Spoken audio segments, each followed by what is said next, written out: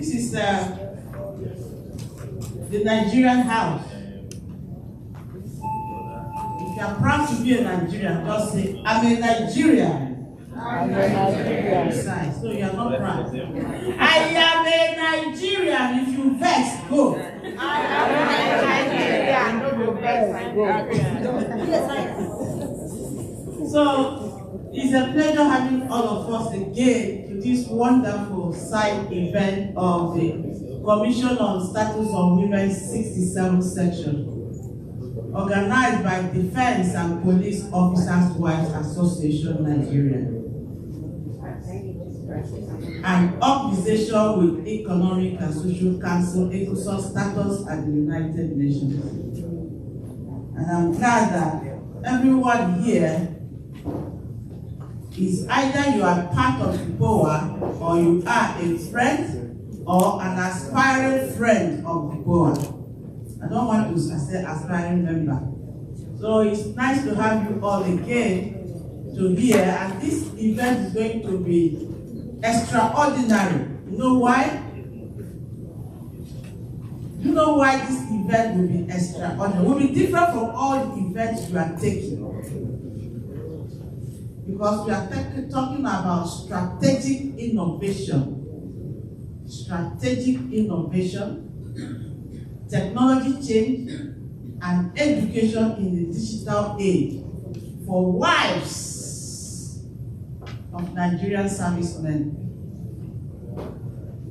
So this is not about widow, less privilege, it's not about women in technology, women in science, but it's about the wives. So it's a very good team for inspiration, for a divine thought process. Because if you are a wife of serviceman here, you already have knowledge of innovation strategies. And if you are a wife of non-service men, you'll be able to take a tonic from this gathering, because it's very specific and it's well focused. So, without wasting more time, I would like to introduce the moderator of this event, in the person of Dr. Monica Sanchez, to give a welcome remarks. Hello. I know Women's Day was yesterday, but look at all the women in the house. Give yourself a round of applause. Come on. It's all about us. It's all about us. I thank you all for being here today as we started this forum for Defense and Police Officer Wives Association Nigeria. This is CSW67 session side event. Our team today is the Strategy, Innovation, Technology Change, and Education in the Digital Age for Wives of Nigerian Servicemen, Implication for CSW Priority, 67 Priority.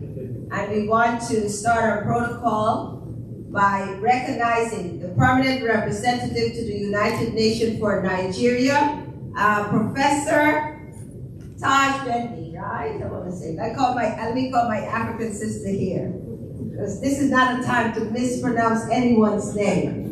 So I will engage her assistance here. Yes, we want to invite to the table His Excellency and Professor Ambassador Tijani Mohammed Bande, yes, who will be represented by the DPR Ambassador George Edoben. Please, can you clap for him? I'm not hearing the hands. Clap for His Excellency.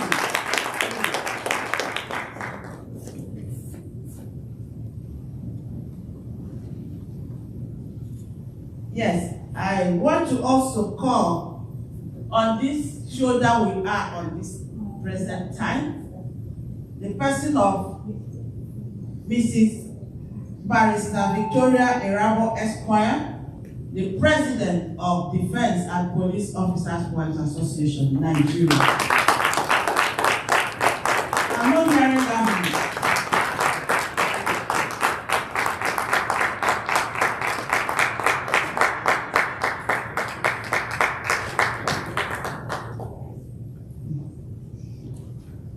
I also want to call to table the president of Nigerian Army Officers Wives Association, Hajia Salamatu Yahaya.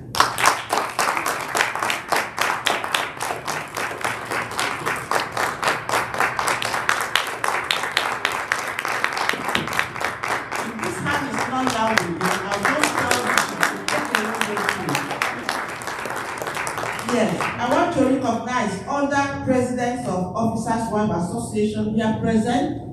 I know we have quite a lot of them who are here. They are different segments of the members of just if you hear your name, you just stand up. We have Mrs. Freda Ezo Warner. She here? Mrs. Jamila Montara Bashir, Mrs. Amoge Chukwu Stephanie Ofoche. Sorry, Mrs. Ofoche is Defense Research and Development Bureau Association. Please sit down. Mrs. Temitayo Nawal, Military Pension Board Officers Association. Mrs. Adesua Itohan Adebayo, Defense Intelligence Agency Officers Wives Association. Mrs. Jumai Owo, Nigerian Armed Forces Resettlement Center Officers Wives Association. Mrs. Nafida Mahmuda Tafida. And Mrs. Mary Jonasini, Defense Space Agency Officers Wives Association. We welcome you all and welcome to this event. To your event, I'm welcoming you to your event. And then I want to bring our guest speaker, our keynote speakers to the table. Dr. Judy Kuriaski, NGO representative of the United Nations of the International Association of Applied Psychology, advisor to the UN Member State Group of Friends on Mental Health and Well-being. And on second is Ruby Guillen, CEO Humanistic Technologies, Los Angeles.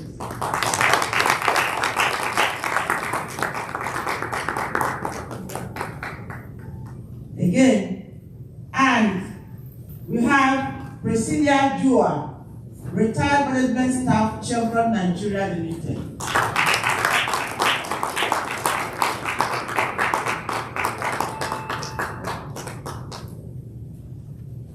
Good.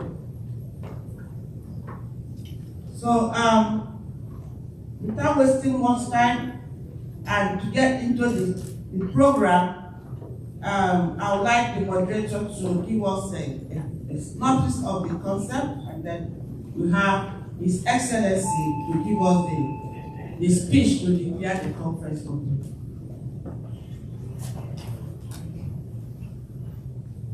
CSW67 side event, organized and by Defense and Police Officer Wives Association, DEPOWA concept. With the emergency of COVID-19 and the 2-year lockdown, women across the world experience many challenges psychologically, emotionally, socially, and mentally at home, work, and social gathering and public places. As the decade of action is gradually getting to an end, UN Women have continued to stand their ground in ensuring that issue affecting gender equality is totally eradicated and women face their human existence in a more committed and conductive world.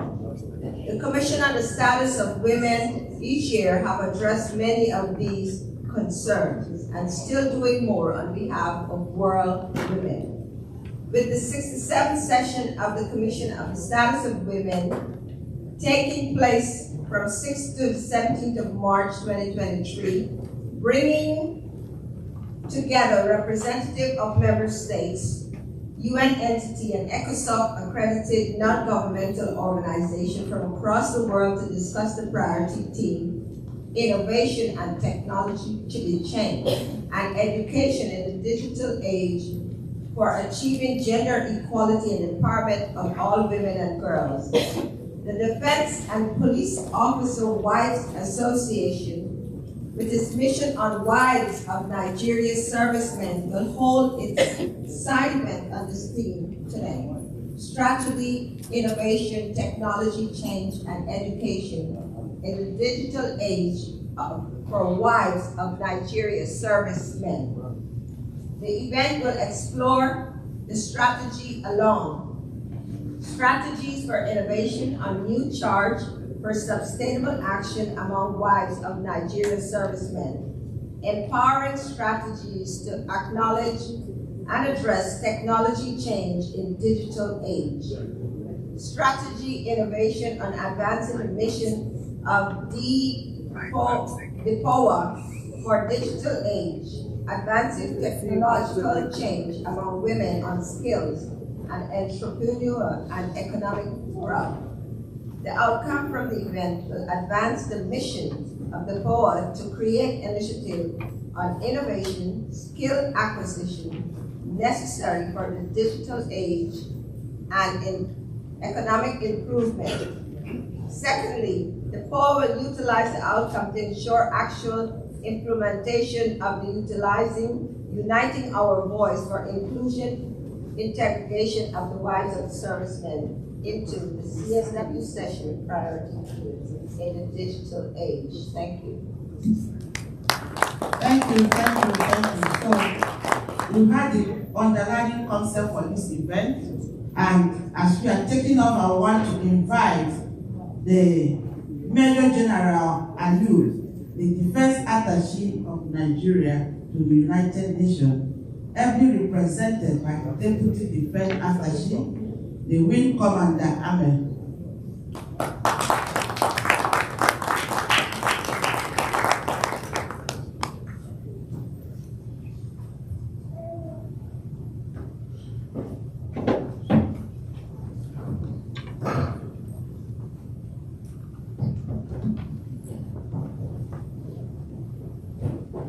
Your Excellencies, the Ambassador and Nigerian Permanent Representative to the United Nations, Professor Tijani Mohammed Pandey, who is ably represented by the Deputy Permanent Representative, Ambassador George Ehijame Edupa, and who is also our keynote speaker today. Other members of the high table, distinguished invited guests, ladies and gentlemen, for want of time, I will stay by the already well-established protocol and welcome all of us here this afternoon to this event. My name is Wing Commander Ahmed, the DDA, and I'll be representing Major General Dangana Alu, who is unavoidably absent. But before I invite the keynote speaker and the ambassador, permit me to ask us a few questions. Are we aware that anytime there is a battle, there are always two front lines? The soldiers are in the front line dodging bullets, while we have another front line where some other form of bullets are ongoing. While the soldiers protect the country, defend the nation, the other commanders of the second front line also protect the community, protect the barrack environment, defend the home. Sometimes the front line where the soldiers are may end, but the second front line is a continuum. It never really ends. And it is that second front line or the commanders of those second frontliners that we are here to celebrate today. And those are the mothers, the wives, whom we are celebrating today.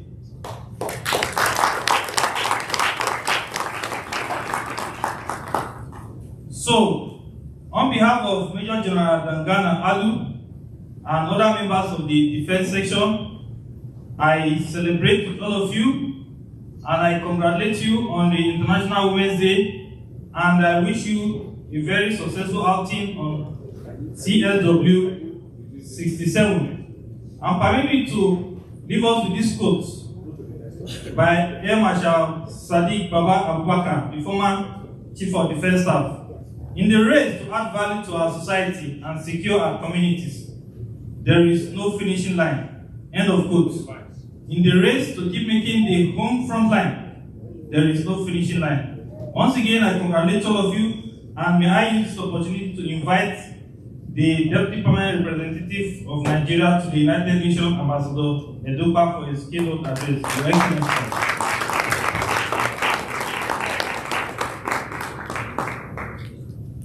Thank you very much.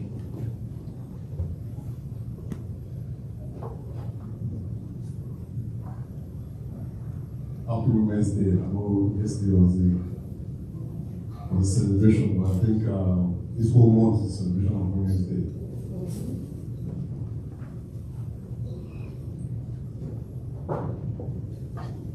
The President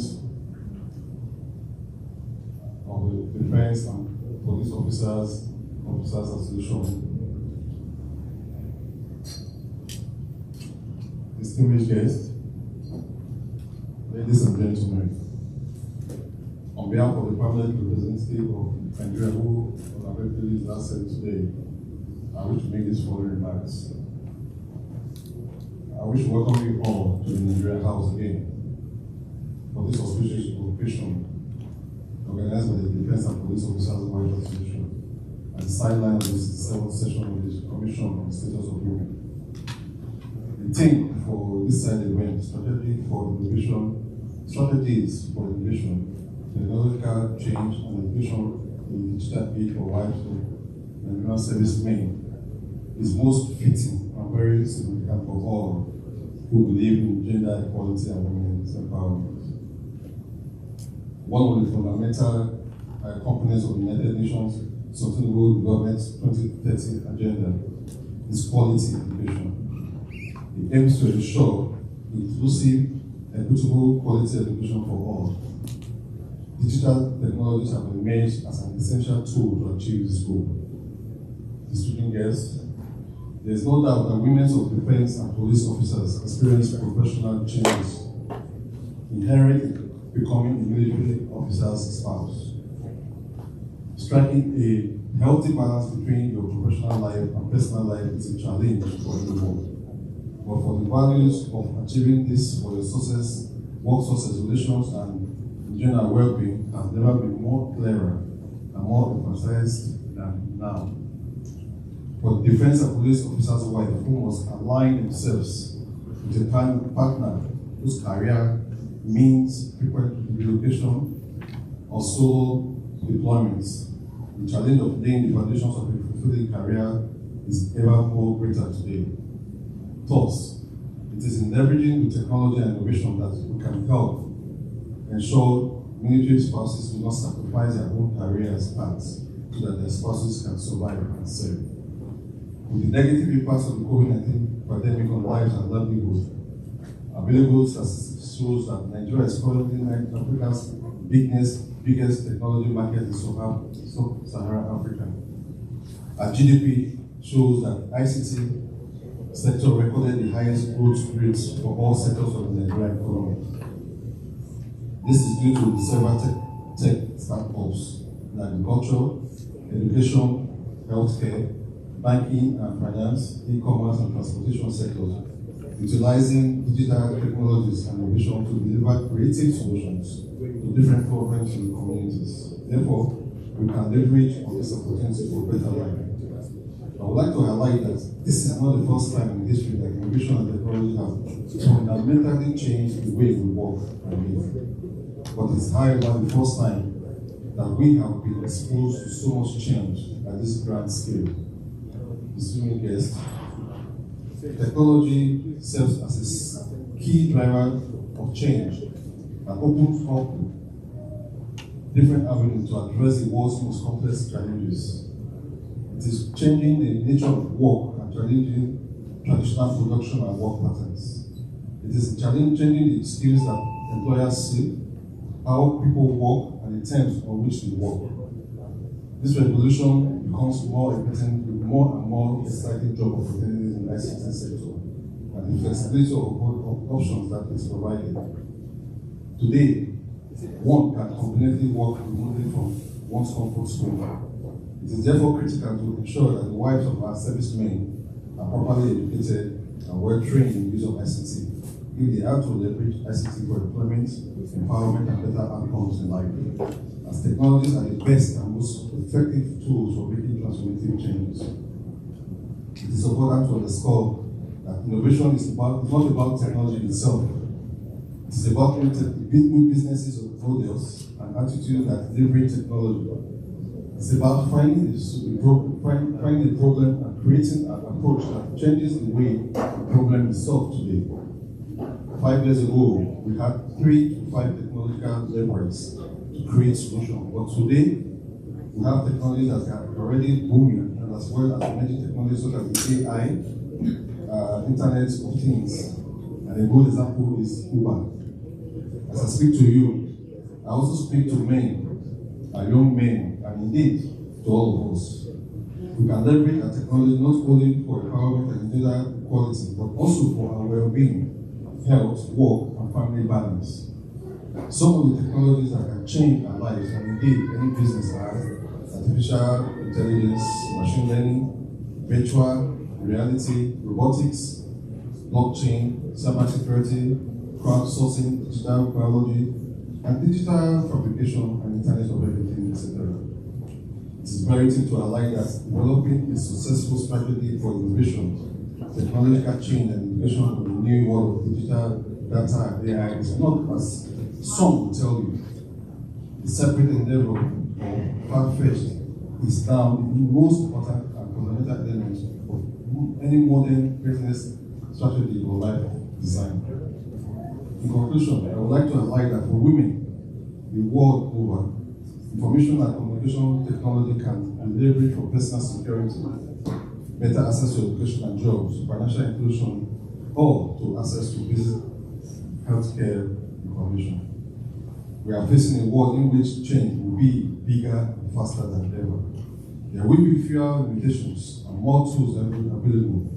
My advice for anybody or organization is to play with each of these dimensions. Run, do business, change, do better, and reinvent, do different. Unlearn and relearn. Don't stop because you have found a way to do something better. Keep on going until you find something unique. Thank you.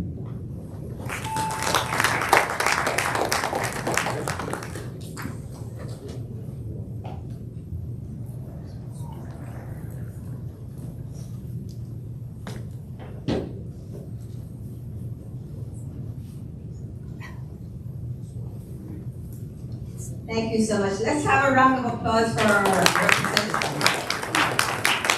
Thank you so much. Yes, thank you. Thank you.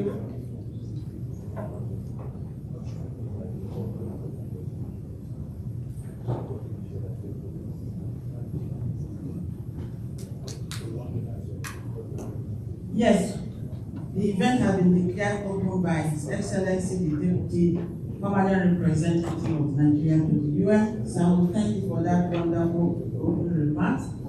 You know, one thing with our men that when they speak, they give us words of assurance and encouragement and support all the time. So I wonder what we women are complaining for.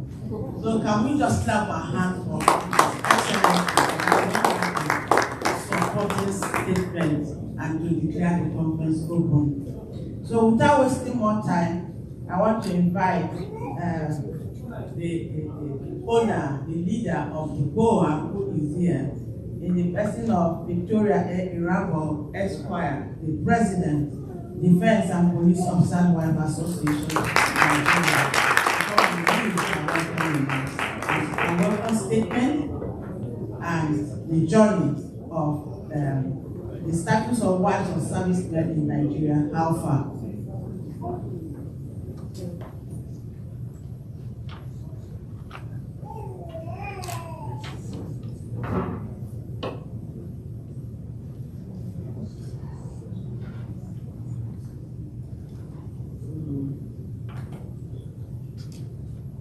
This is one of the speakers just came in, and I need to bring her to the table.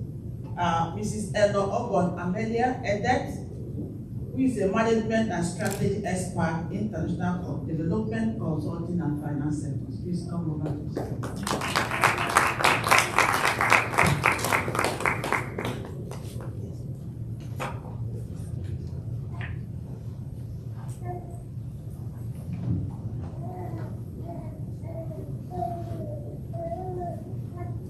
Your Excellency, Professor Tijani Mohammed Bade, the permanent representative, Mission of Nigeria to the UN, ably represented by His Excellency, Deputy Permanent Representative, Nigerian Mission to the UN, Mr. George Edopa, the National President of Nigerian Army Officers' Wives Association, Mrs. Salamatu Yahaya, distinguished speakers,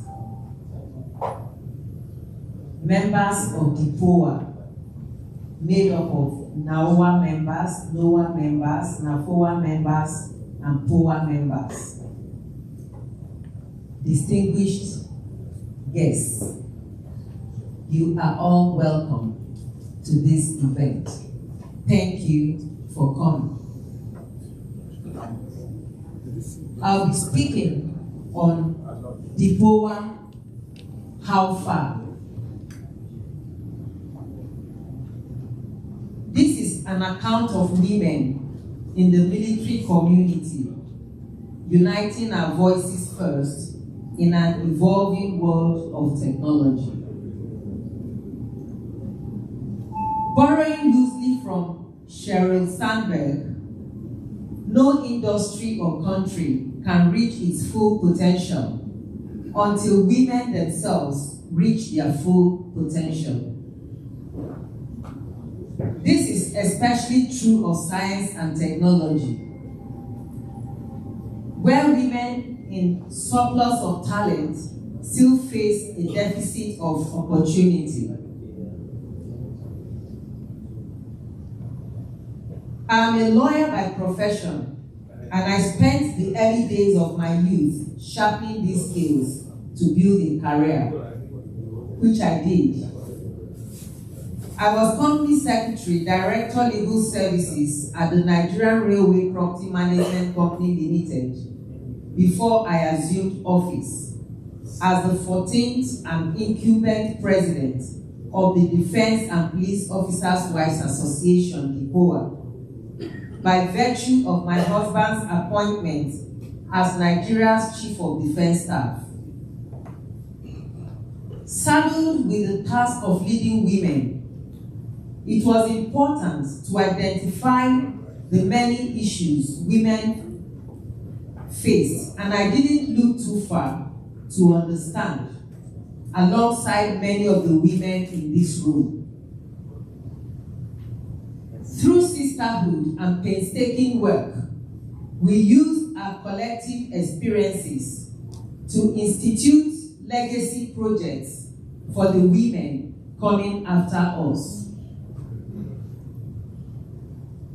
On my personal journey 20 years ago in Lagos, Nigeria, I stood with my 5-year-old son waiting at the military wing of the Murtala Mohammed Airport with many thoughts running through my mind. Will my husband return to me alive? Will he be injured? Will I need to make life adjustments to cope with any issue we will face once the reality or outcome before me was known?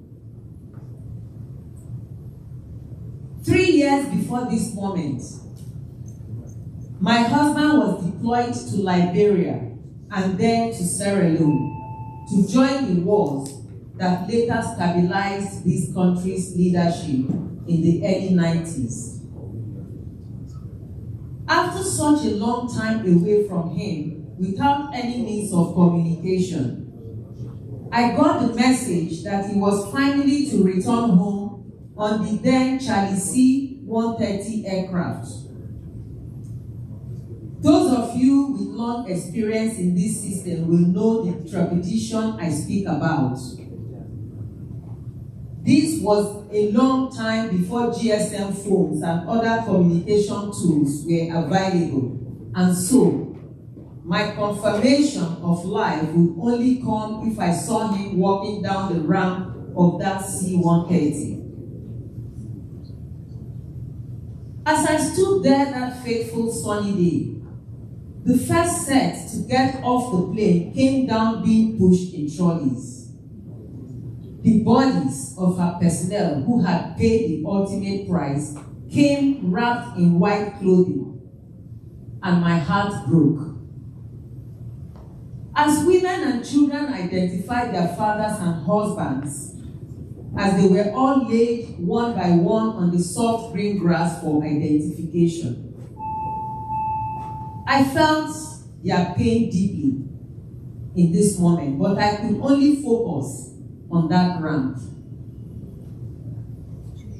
Next, the injured being assisted were brought down from the aircraft, some without limbs, wrapped in white gauze, with visible signs of being in excruciating pain. They were received by their wives and children, semi-sorrowful but happier than the first set. Still, my husband was nowhere in sight. Of course, the possibility of him being awoke existed, but I didn't let myself think that far. I continued to wait, and then the men who had survived this ordeal began descending. Finally, I saw him, though in quite an unrecognizable state. He had gotten considerably darker with extremely dry skin, but all these did not stop me from dropping to my knees to thank God for bringing him back home alive. Fast forward to my resuming in the office of President DEPOWA many years later, leading an association of women bound together by their marriage to military and police officers in Nigeria. I was confronted by the image of that moment waiting at the foot of the aircraft. It kept coming back, and I allowed myself to think deeply, not only about my experience that day, but that of my husband, the injured men, the wives who became widows, the children who became fatherless, the personnel who had to leave the service and life as they knew it before any injury, and all the many years that have passed with these secret experiences not being discussed. This experience shaped my resolve as a military wife. You see, I was lucky I could rejoice that day, but the tale of many military wives in Nigeria does not always end like that. In the last decade, Nigeria has been reeling with conflict, and though many stories go untold, women and children historically have faced the effects of war, conflict, and violence. DEPOWA embarked on a 2-year, 3-phase strategy plan with short, middle, and long-term goals to ameliorate the challenges faced by the women married to servicemen. In the first phase, we sought to tackle the challenges faced by victims of conflict within our community. First, to bridge the financial and skill gap of widows whose husbands pay the ultimate price, especially in view of the economic crisis brought on by COVID-19 and the rising cost of living in the country, we embarked on a skills acquisition and training program, providing widows certificate training in various skills like hairdressing, catering, fashion design, chemical production, etc.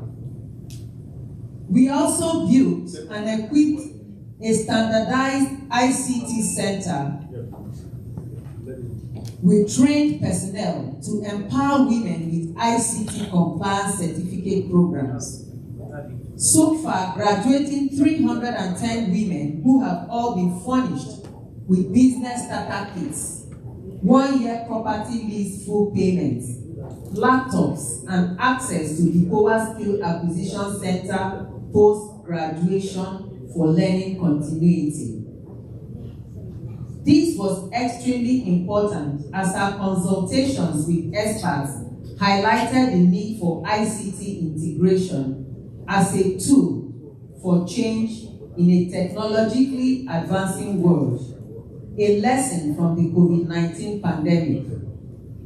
This program, with an investment of over $200,000, has improved women's access to the internet, technology compliance, business branding, marketing, and financial sustainability. As part of our Phase 1 grassroots advocacy and support program for victims of conflict, we launched a partnership project called Project Zero Hunger in partnership with the National Commission for Refugees, Migrants, and Internally Displaced Persons to improve access to socio-economic support. We visited internally displaced persons camps in Abuja, Nasarawa State, and Maiduguri at the theater of operation tackling Boko Haram insurgency. We visited 44 Army Reference Hospital, Kaduna State. We also visited Defense Hospital, Mogadishu Barracks in FCT. We visited multiple orphanage homes across the country with socio-economic welfare packages, including motorized wheelchairs, medical equipment, and other humanitarian aid packages. Phase 2 of our project design was on transforming the DEPOWA community to be more inclusive for women of diverse backgrounds through digital connectivity. We deployed the use of WhatsApp, Telegram, and other technology-driven tools to encourage dialogue, networking, and partnership amongst women, further organizing hybrid workshops that enabled women at duty stations outside of the country, women in business, women employed in 9-to-5s, and women in skilled work access to the network. These platforms have fostered strong business alliances, partnerships, knowledge sharing opportunities, and most importantly, sisterhood. Quite recently, the power of these platforms was recognized with the swift and coordinated effort to protect the profile of one of our members who was abducted during the Kaduna train attack. In the same breath, women around the world through these platforms rallied around organizing prayer meetings, intel, and information sharing networks geared towards her successful release. Our connectivity platforms have empowered women with opportunities to advertise and grow their businesses, and our local and international workshops have further buttressed the importance of financial independence through tech-focused business investments. Finally, our Phase 3 project and long-term legacy plan bring me back to the story I shared when I began. That experience spurred me on to the innovation and institution of a wellness center to cater for women experiencing trauma from exposure to events similar to what I had described. On this journey, I personally experienced the power of group action and the true meaning of women supporting women. As Amina J. Mohammed said in her International Women's Day remark, it is our duty to support more women to make strides that break glass ceilings, and to do what we must recognize the historical issues that exclude us and change them. My experiences as a young wife of an officer exposed me to the harsh realities of military life, fueling a desire to make it easier for others. Standing on the shoulder of iconic military wives and building on the great work of past DEPOWA presidents like Hajia Miriam Abacha, Mrs. Duncan Bali, Justice Fatima Abubakar, and others, we would build a center for PTSD, which will be a safe environment for women to be vulnerable about their struggles as officers' wives living through conflict. Consultations with experts forced us to identify trauma from the source and to encourage institutional change by expanding the center to accommodate our husbands and men of the armed forces who were also direct victims of the hazards of work. This rationale, supported by the momentum being gained by advocacy on the Nigerian Mental Health Bill, led to the conceptualization of Africa's first ever Armed Forces PTSD Research and Treatment Center, with support from female icons like Nigeria's First Lady and military wife, Her Excellency Dr. Mrs. Aisha Buhari, former President of Malawi, Mrs. Joyce Banda, Vice President of Liberia, Howard Taylor, and the Nigerian Armed Forces. The center is under construction and soon to be opened. These are some of the major projects that DEPOWA has embarked on as NAOA, NAFOA, NOAA, and POA, led by brilliant women, and we have achieved great feats contributing to the overreaching mandate of instituting equitable environments in support of women and humanity in the military community. So, to answer the question, DEPOWA, how far?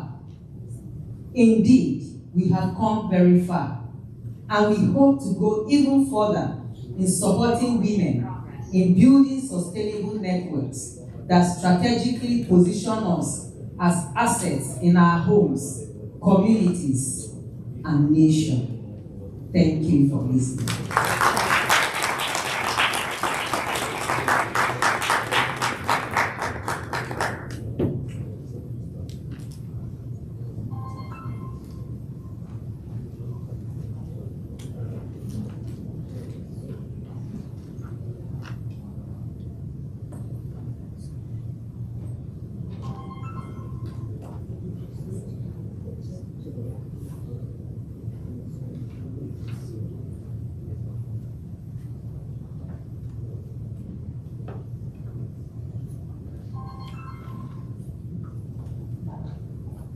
Yes, DEPOWA, have you gone very far? DEPOWA, I'm asking, they will have gone very far. Yes.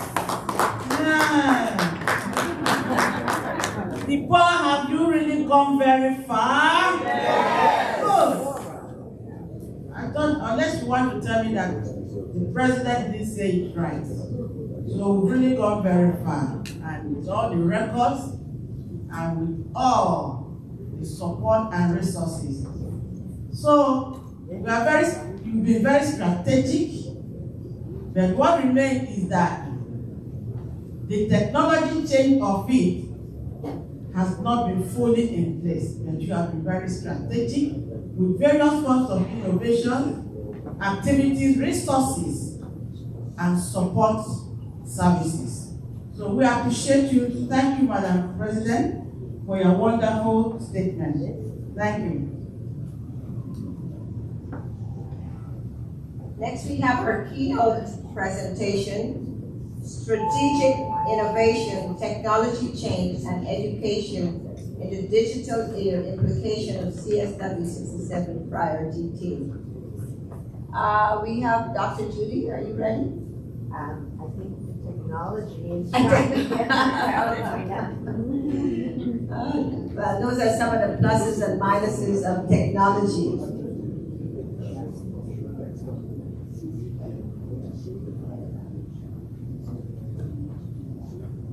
Do we need more minutes? Yeah. Dr. Julian, do you need more minutes? Yes. Okay, let's do a little bit brainstorming to the presentation of Madam the President. You all heard what she said.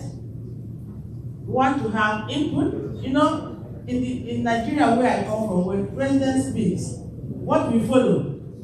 Especially with a gathering like this, when the President speaks and make a statement, you know what follows? Colors of Naira flow. Yeah. Are you not coming from Nigeria? When they hear something, this one person. This one will say, I support her statement with 10 million Naira. Like I said, but here, we want to support with our input, our brainstorming, with our thinking, and with our contribution. So, I leave the floor open while we are waiting for the keynote with our technology change. So, who can make input to the statement, the presentation of the President? My President just said so many things.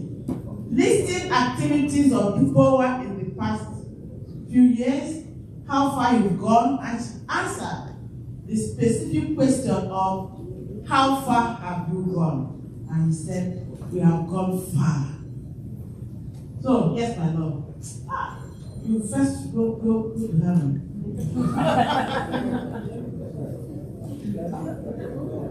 The President, Defense and Police Officers of the Association, my very learned CEO, Vicky Rabo Esquire, the President, Nigerian Army Officers World Association, the Queen Mother herself, and the Salamatu Fahukiaya, distinguished very senior personnel in the high table there.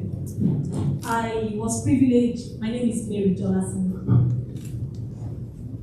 At the time in review, I was privileged to work with her as sub-lieutenant.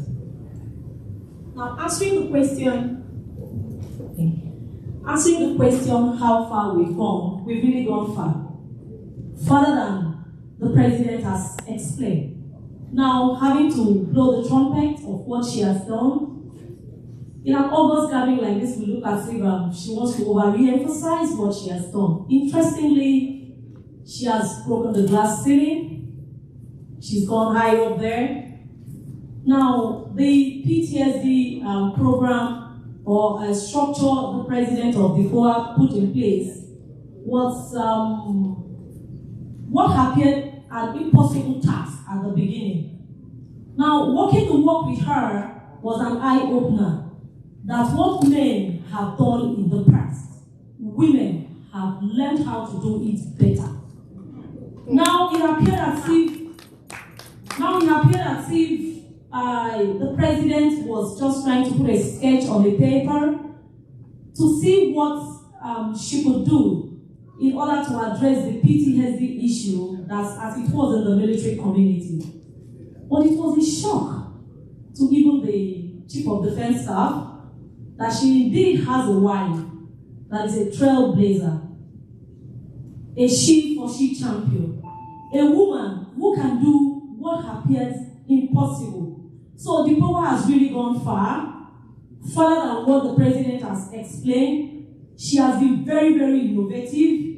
She has, in terms of technology, like you asked, she has put in place, she mentioned that the ICT Center has been made available for even graduates of our Skills Acquisition Center. The essence is to keep them abreast with novel development on technology so that what we have given to them, like where at the DEPOWA Center, we train women on how to produce chemicals.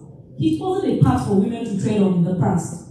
Women were still making hairs, making nails, sewing clothes, but DEPOWA prepared women on how to make chemicals of all sorts. And I bring them back home to keep them in our ICT center, to always allow them access to our ICT center. The essence is to allow them or give them the privilege to once in a while look at the internet or learn from those running the facility to be able to ascertain where the world has moved to and where they should be. Thank you very much. Wow.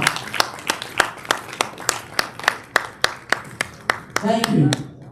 Thank you so much. Next person, another one, yes. The second person to benefit from the heaven gift. Yes, come over. Let me just quickly say Good afternoon, Your Excellencies, distinguished delegates. My name is Funke Oladipo, and I'm the Director of Women from the National Ministry of Women Affairs. And when the President was making a presentation where I was really taken aback that you mean they are doing all of this. All the group or the organization has really done so much. But my question or the comment is the fact that it seems nobody knows, particularly those of us who are bloody civilians, you will call it, And I would want to suggest, ideally, the organization is supposed to be forwarding to the ministry on a quarterly basis the report of their activities for us to be acquainted with what they are doing. And especially for the Honorable Minister's recognition, and to also, because whatever you do is part of the larger achievements of Nigeria as a group of Nigerian women. So, in a way, the Honorable Minister, the ministry will have a way of reporting some of this, whether at regional or any other international level. Even at national level, is some of those things that we as a ministry can also report on that. Nigeria is doing ABC. So going forward, it will be appreciated if this report is also forwarded to the ministry. And congratulate you on these achievements. You have really done a lot. The group has really done a lot. Congratulations. Thank you. Thank you. One tonic. Done. Yes.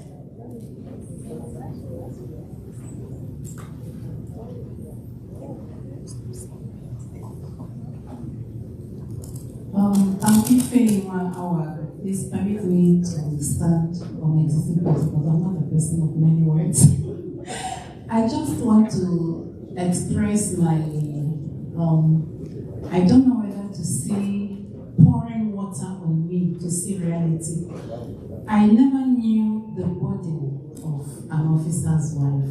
When you're outside an experience, you do not really know how it feels. For her presentation, in fact, I was having goosebumps. Is this the way they live? And on this, it would be good, all the things we've been hearing since Monday at CSW about using digital tools.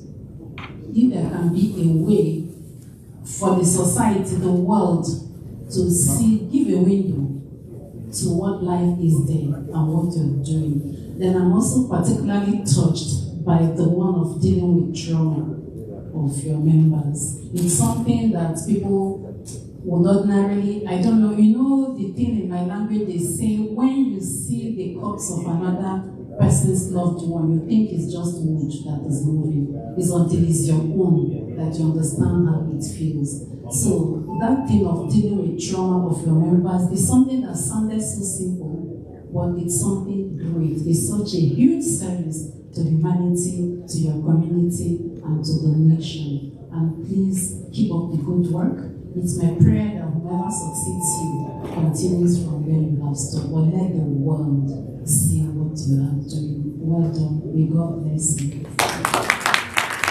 Thank you. Thank you. Last topic number 2, prescription. Doctors, write the prescription for your non-profit. Next person. Huh? One more, the last person. Yes, I need someone from America, not Nigeria. Yes, I have. Yes,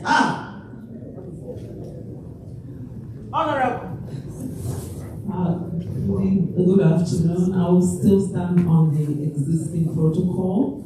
My name is Mrs. Lovett Ngozi Iboski. I heard all you said, like the last speaker said. We will still appreciate if these things are all on the webs so that we can see it and also feel. We, in particular, knows what goes on in Nigeria or all over the world, how the families will be feeling. But again, there is something that worries me that I will also want you to look at, is their environment. Most of the officers' wives or the militaries, the police, their environment is terrible. It's so dilapidated. I feel so pitiful whenever I pass through where they are living. So if we can commit this to the authorities, the people that are commanders, police officers in charge, they live in the mansion. That these people that are on the street, on the daily business, live in a dilapidated environment. Please, that was what I would like you to look into. Thank you very much.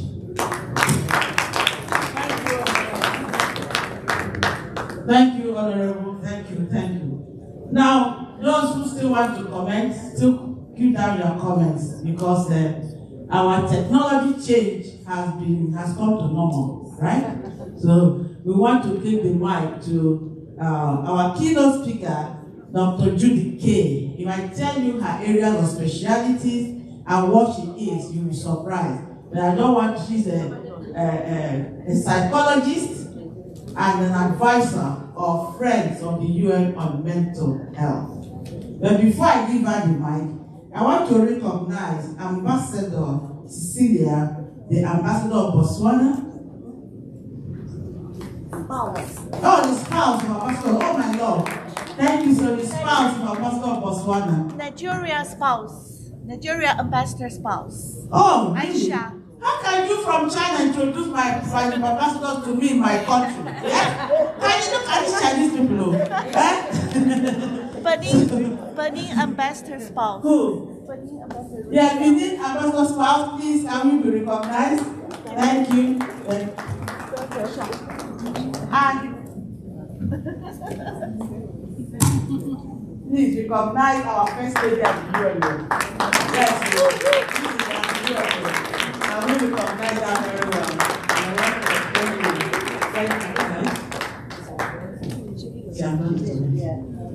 And also our sister here, Lilith. Yes, you know, she's too smart. I thought she's an Igbo girl. You know, Igbo too smart. But the fact that she's from China, I have to give her DNA. Maybe she's from my state.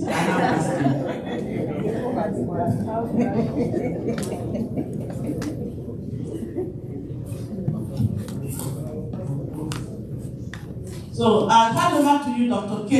Please give us the turn.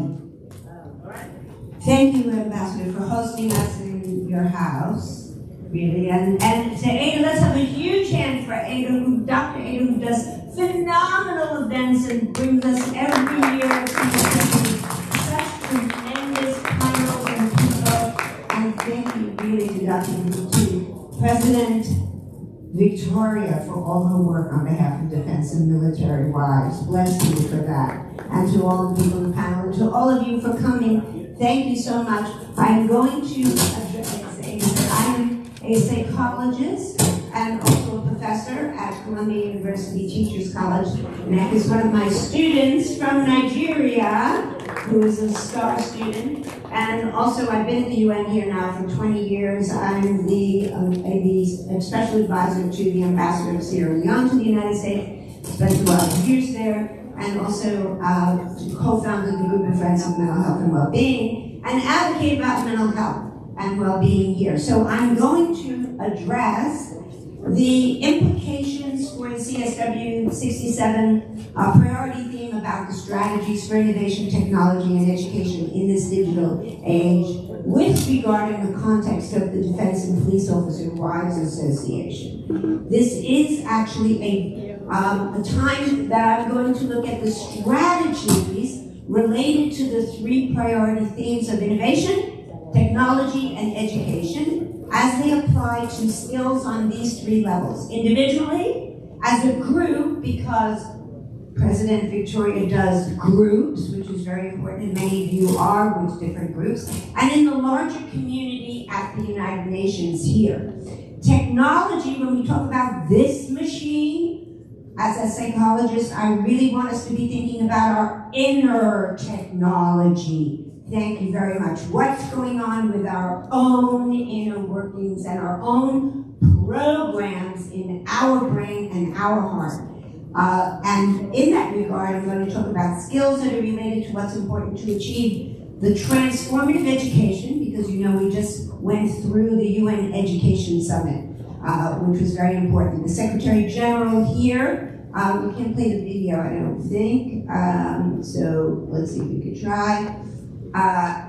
No, it sounds like right. Okay, the Secretary General has addressed many times the importance of women and supporting women, which we greatly, greatly appreciate. Also recently at the International Day of Education, the PR of the Czech Republic, when he talked about the way forward for education, what did he mention? Girls and women. So we really know that this is the best time for us here at the UN. The Secretary General has also paid a lot of attention to mental health, as you see here. He did policies about mental health. This is the first time in the history of the United Nations to have policies at the highest level about mental health. All these things that really President Victoria was talking about in terms of what her heart went through with her husband and his job. This was all related to COVID-19. So that is the silver lining of this very dark cloud of COVID-19, is that the international community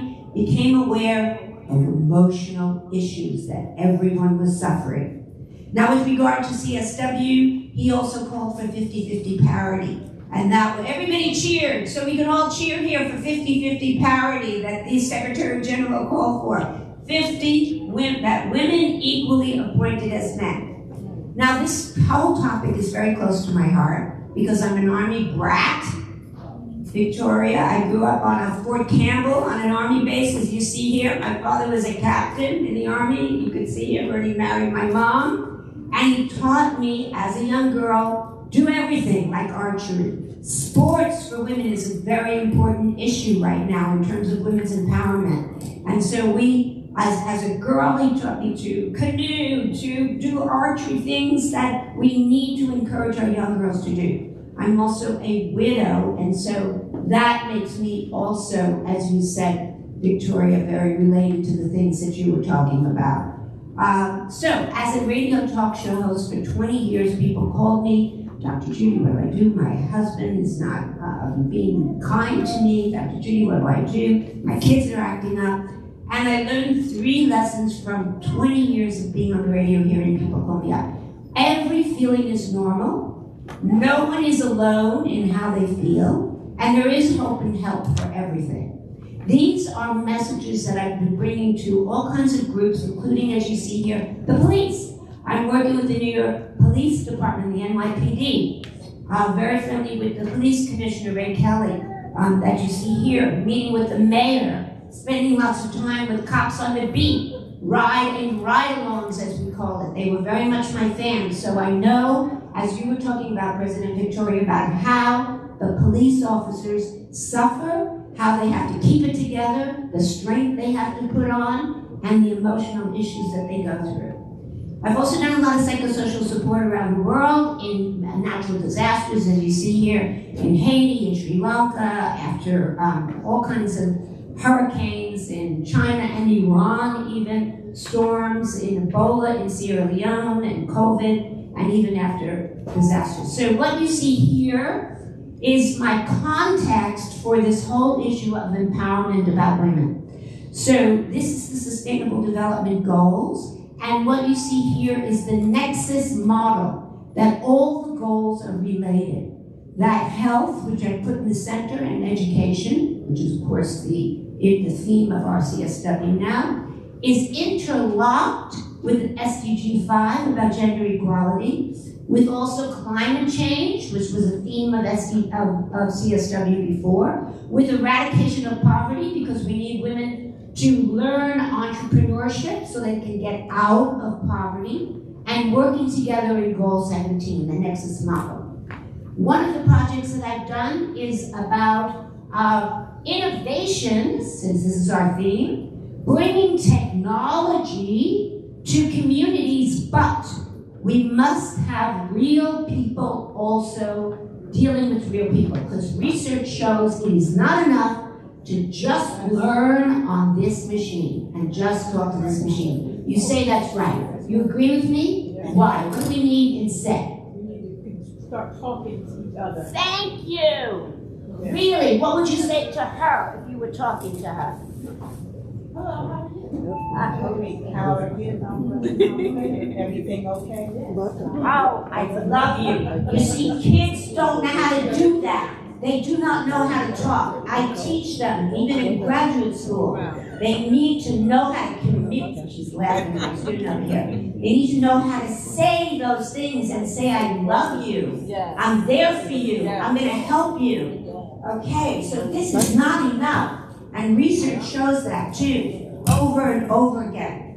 God, you're adorable. So, the drones, this is in Africa, are up in the air. They pick up health information. They read your heart rate. They read your blood pressure. And then they transmit it. But to who? A person. And that person, that woman, goes to the woman in the community and talks to her. It's not enough. You gave me goosebumps, you two. I'm taking you home. That is amazing. Okay. So I'm also working with the Sierra Leone police. By the way, I need to connect you with the Sierra Leone police. I'm wearing the Sierra Leone colors because I've spent so many years there. And we're developing the psychosocial unit along with cybersecurity, mixing those two together. So you see here the meetings that I've had with the Sierra Leone Police Department and in talking about that. Also, the First Lady is building a military hospital, Victoria. And it's all services, so I love that you are doing a mental health directed hospital. Bless you. I need to talk to you more about that. That's brilliant that you're serving women in that way. This is the First Lady of Sierra Leone, who has a project called Hands Off Our Girls, which is, I think, a model that can be brought to Nigeria, that you could use, that can be brought to countries all over the world, that is about hands off our girls, meaning no early marriage, no rape, all of these horrible, horrible things. By the way, this is an outfit she had this made for me when I was there in Sierra Leone. Okay, being creative, innovation. So as Ada said, this is about innovation. The key to innovation is creativity. What do you see when you see this picture? What? You get that picture? Yeah. I see sunlight. Sunlight, good. Smile, okay. And what do you? Some trees. Trees over there, great. How about you? I see a face. A face, wonderful. Okay, we keep going. They're birds, they're a smile, they're trees, they're sunset. Beautiful. The whole idea about innovation is to be creative. Keep coming up with new ideas. As women, and for the future, that's what we need to do. That is the theme of the CSW. But we need to trust ourselves. So we need to trust ourselves as with this one is not working. It's working. It's working. It is? Okay. No, it's not. It's not. It's not. Can I have that one back? Okay, so we need to trust ourselves as women. And knowing that we have female skills that are very important for leadership. There's a lot of research that's been done about different forms of leadership for women versus men, although this is, let's not be so, we can mix it and not be diverse about it. But in general, the research shows women more have a transformational style of leadership. That means we did it together versus males' autocratic leadership. I did it. For women, the transformational leadership is that we go through the process as opposed to the autocratic leadership, which is about the outcome and the action, not about the interaction between people. This is related to hot and cold executive functions that is a part of neurological psychology, which is a very hot field now. A hot executive function is something that has to do with your emotions, that dealing with relationships and managing your emotions. A cold executive function has to do with your mind and how you logically think about things and put ideas together. This is related to hot, soft, and hard power. I'm sure the ambassador has something to say about that.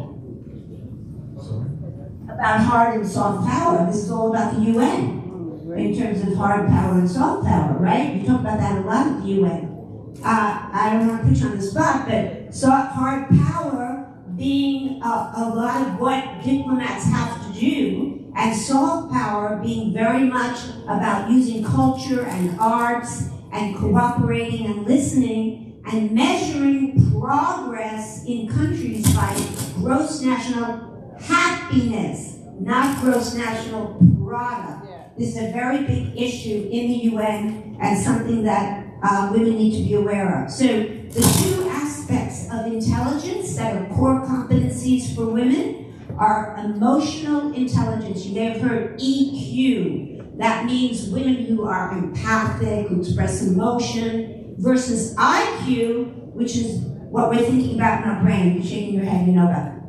IQ is smart. EQ means good relationship with everybody. And you have an easy life. What beautifully said. There you go. Excellent. Thank you. That was beautifully said. Okay, women have skills as mothers. I think, Victoria, you were talking about that. Or you were talking about that. Yes, you were talking about that. And that is unconditional love. That means that we don't criticize people as who they are, but rather a behavior. You point out the behavior instead of who they are. Women also have skills in listening, in active listening. This means when I am talking to you, I am really hearing what you are saying. I'm not thinking right away, what am I going to say in response? And how many times do you have a conversation with somebody where you say something, oh, I had a horrible day yesterday. They say, I had a horrible day yesterday too. But that shuts you down. What you should be saying instead, and women do this more likely, is that, tell me more about that. Or how do you feel about that? And get the person to really be speaking from their heart.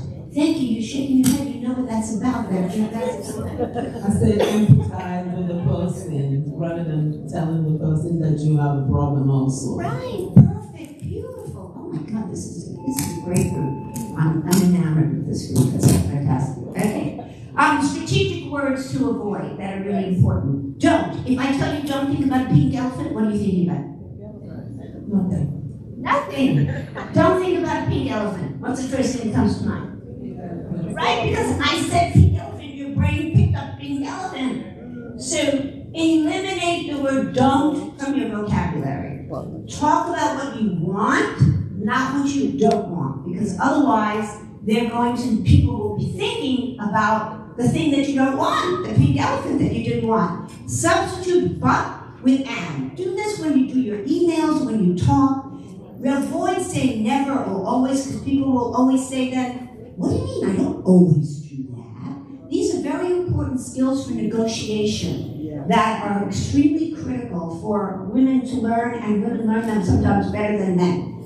Winning or losing or shoulds. Respecting the narrative of the other. This is a very African thing, actually.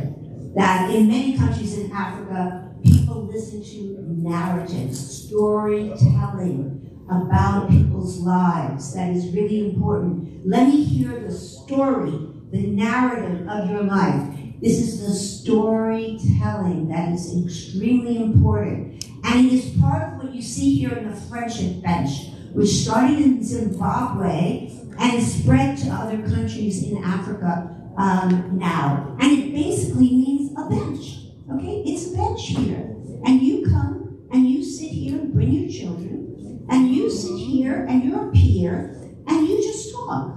And you say, how's your life been? What's going on with you? what do you need? It's a beautiful thing in these friendship benches. And that's why it's called the friendship bench. We're peers to peers in the community, sitting out in the beautiful environment, being able to tell our story. And this is something that is extremely important and a model that can be applied. It is a real technology model. Nonviolent communication is another technology and strategy from psychology and conflict resolution that's really important. Instead of attacking people, criticizing them, judging them, you start out with what they did, then how it made you feel, and then what you need from them, and then an action you would like them to take. That's NVC. Now, STEM education, everybody knows STEM education, right? Science, what other things in STEM education? Science, technology. Engineering, maths. Right. Okay. But now, guess what? Who knows it's STEAM now? It is not STEM anymore. You know that. Oh, okay. It's STEAM. What does the A stand for? Art, yes. It is now STEAM. So when you talk about it, talk about STEAM, not STEM education. It has been included. And that is part of cultural diplomacy, using arts for crisis recovery and peace building. That is so important. You see here how I do this all the time. Doing drawings with kids in Sri Lanka, making these birds that are typical in Japan, creating flags in Katrina. And you are going to hear my co-lyricist and musician Russell Daisy sing for you later. And this is part of how we include arts and music in all of the post-recovery things that we do. You see here the Dalai Lama and Desmond Tutu and us singing on stage in Japan at an international film festival. Okay, it is really important with regard to education for women to learn all the things that are going on in technology now, the buzzwords. That is like, what does that mean? The metaverse. Does anybody know what the metaverse is? Whoa, we need to look it up. You're smiling, you know, but you could be intrigued and you're going to go on Google and you're going to look it up, right? Yeah, yes. Okay, and blockchain. Anybody know what blockchain is? You're going to hear that word so often. This is so much a part of technology today. There's the example. NFTs. Anybody know what an NFT is? You like a home something? It's a piece of art that you buy. Virtual. Yes. All of arts will be going to the virtual to share benefit to the whole world. Yeah. Yes, exactly. NFTs. You're going to hear this. Women need to know this. This is what we need to teach our young girls because that's what they're growing up in. Yeah, that's the NFT that my friend Pradeep has been doing for women's empowerment, actually. Selling these NFTs. I'm about to buy that one for $130. And you own it virtually. And then there's also this DAO. Everybody heard of the DAO? For all the women who are learning now, when you're teaching women the entrepreneurial skills, DAO is a very interesting issue. This is a legal structure now. That is a bottom-up management. That cryptocurrency, people who are really into that and into blockchain technology are using. These are the things we need to know about. AI that we heard earlier in the event that many of you were at. I see you. Artificial intelligence, but there's also virtual intelligence, putting on those glasses and being into a scene. And there's mixed reality. All these issues are things that we need to know about as women. Web 3.0 is what collects all of these, the NFTs, the semantic web, the metaverse, the blockchains.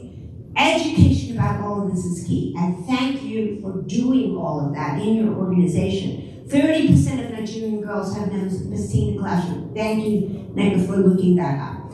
Remote learning due to COVID has made matters worse. Girls can't even do remote learning because they have to be at home, working at home. But there is hope thanks to what you are teaching and training. Okay, we already said in person is critical.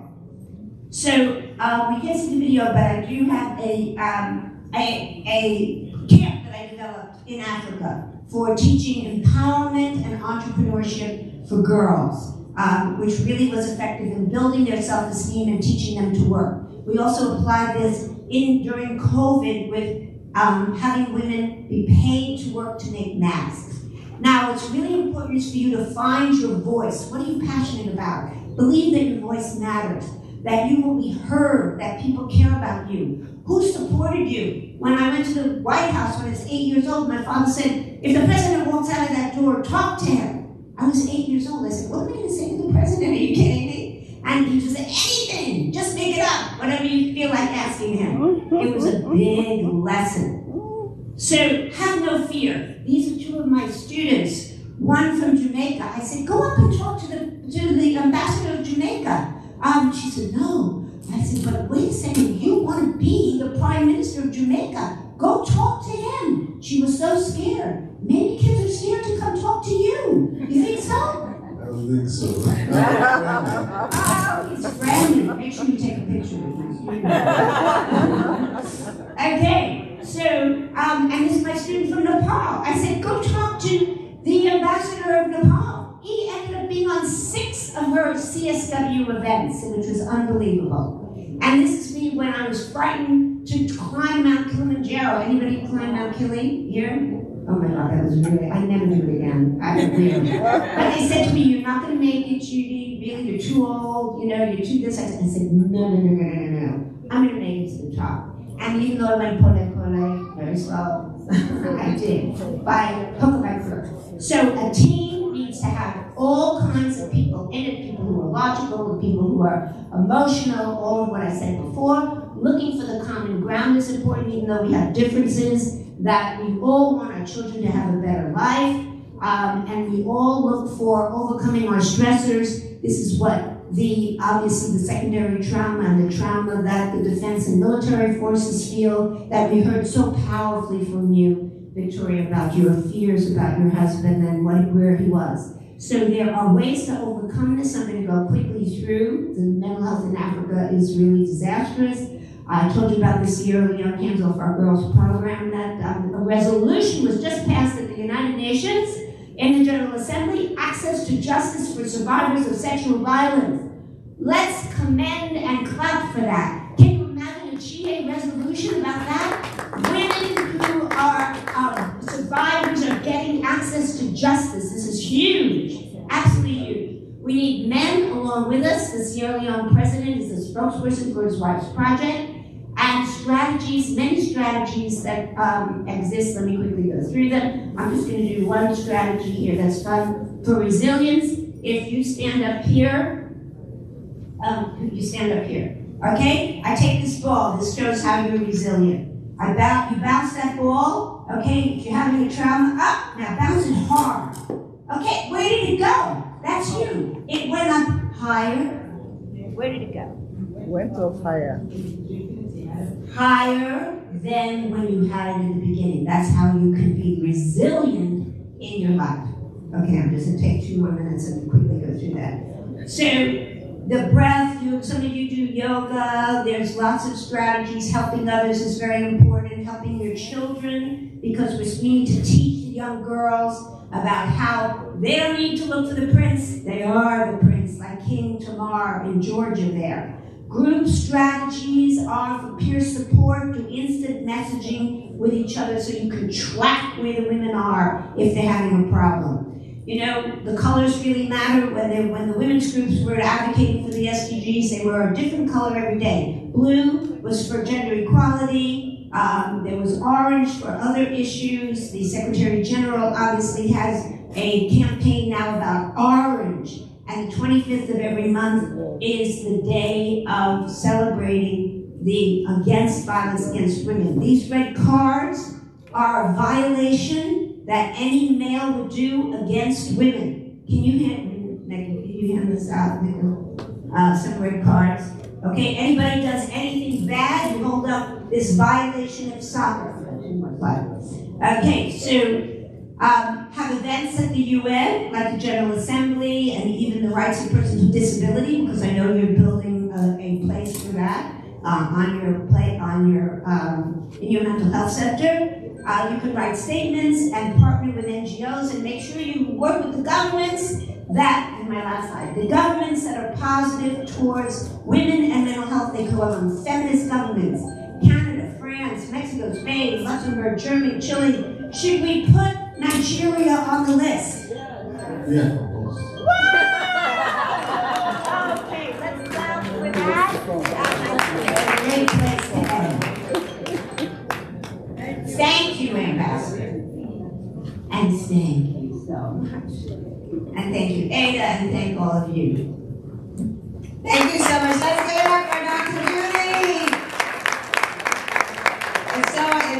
It's a kind of shame that we can't have a longer conversation on this topic that is so interesting. You know, mental health is something that carries a lot of concern. We're now going to get a video of what the DEPOWA have been doing. Is the video ready?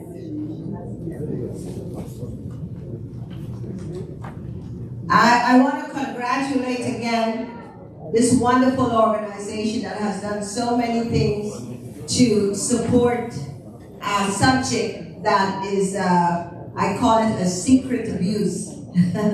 Mental health is something that is a secret abuse. And we suffer so much for this. Is the video ready? Okay.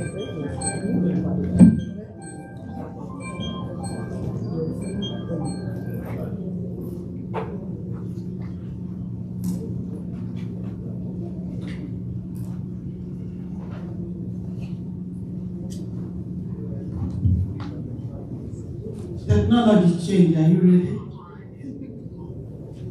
If not, we'll have our next speaker while you get ready.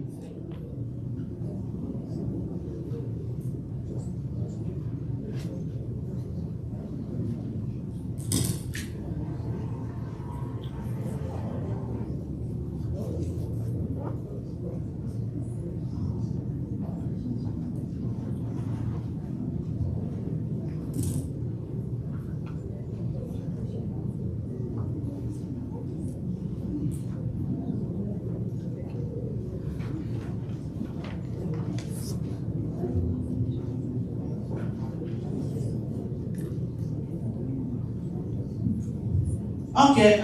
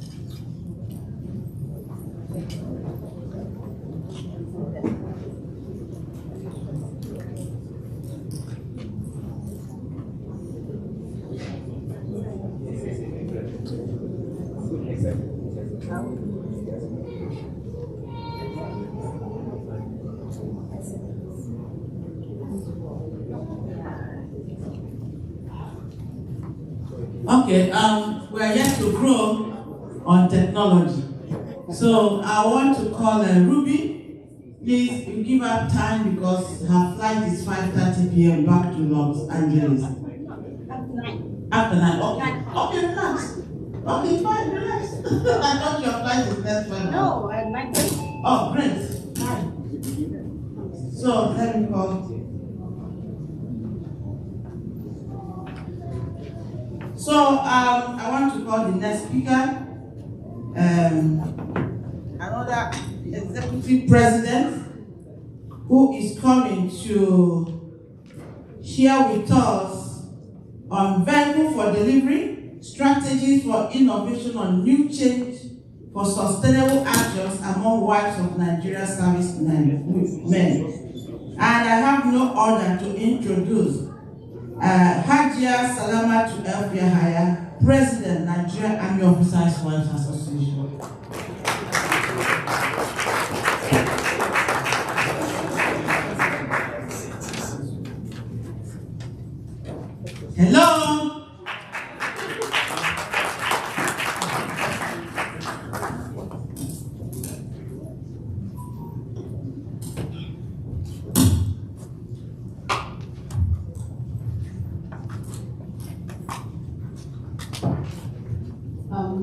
His Excellency Professor Muhammad Tijani, Ambassador of Nigeria to the United Nations, ably represented by His Excellency George Edona, the President, Defense and Police Officers Wife Association, Barrister Mrs. Victoria Amudi Rabo. At this point, I want to stand on already established protocol. It is a great pleasure to be here at the flag room of the Defense and Police Officers Wife Association, DEPOWA Global Campaign on Uniting Voices for Sustainable Development Goals, with the theme Strategic Innovation, Technological Change and Education in Digital Age provides of military and police officers, which is a side event as part of the activities of the 67th session of the Commission on the Status of Women. As the President of the Nigerian Army Officers Wife Association, NAOA, and also its representative in this event, I wish to streamline my presentation to NAOA activities as it affects innovation, technological advancement, and education in digital age, especially for women. Therefore, my presentation is simply captioned along the theme of this event as Strategies for Innovation and Technology for Sustainable Development, the NAOA initiative.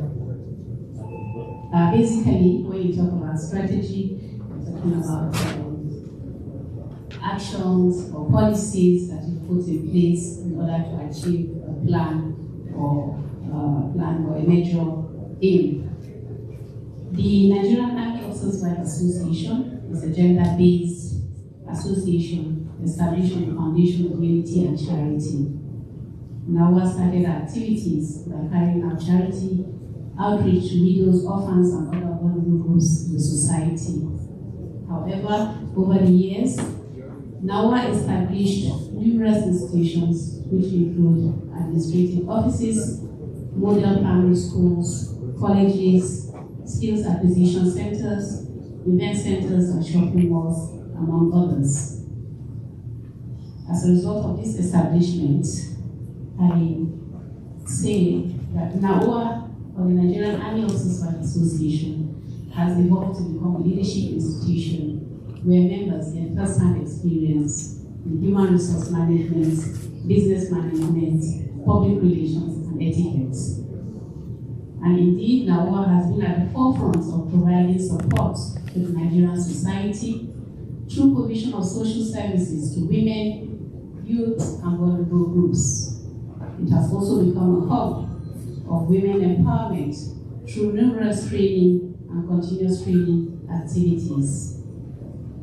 Now, since coming on board as the 22nd President of the Nigerian Army Officers Wife Association, NAOA indeed has embraced technology as part of its strategies for promoting innovation and sustainable development. So under our technological advancement initiative, NAOA has ensured the establishment of computer laboratories in all of our nursery and primary schools and colleges across Nigeria. And as I'm speaking here with you, we have 6 colleges in Nigeria and over 40 model nursery and primary schools. NAOA is in collaboration with Unite School Networking Academy, which is a well-known IT academy for provision of additional and advanced ICT trainings to its pupils, students, and staff of all NAOA institutions. These trainings are aimed at exposing pupils, students, and staff to technology that would expand their skills and initiative in the areas of innovation and technological development. In addition, since coming on board, we've also initiated what we call the NAOA Youth Development Project, which includes and involves a 6 weeks intensive training on ICT for young adults within the barracks community, amongst other trainings that we do. The Youth Development Project features training in the fields of ICT, namely Python for beginners, introduction to cybersecurity, web design, IT essentials, and get connected. It is worthy of note that the training is fully sponsored and conducted at zero cost to the participants. I Additionally, to encourage them to learn and to ensure that they access this training, the participants are provided with learning materials and a weekly stipend to cater for their logistic and personal needs. So far, a total of 695 youths have participated in the different batches of the ICT training. And out of the number, 369 of these youths are females, which is about 50% of the total number of participants. And the total number of participants that really performed remarkably well alongside their main counterparts in the course of the trainings. Those who have performed remarkably during the trainings are also rewarded with brand new laptop computers to encourage them and to also give them a means for continuous learning. Not only that, because we're partnering with United School Academy, they also have direct access to the United School website for continuous learning and relearning, and also growth. Now, during the graduation of the first and second batch of trainees, a total of 34 laptop computers were issued out to the beneficiaries, that is those that excelled and did very well. An additional 17 laptops will be issued out in the forthcoming graduation that will be taking place when I go back to Nigeria.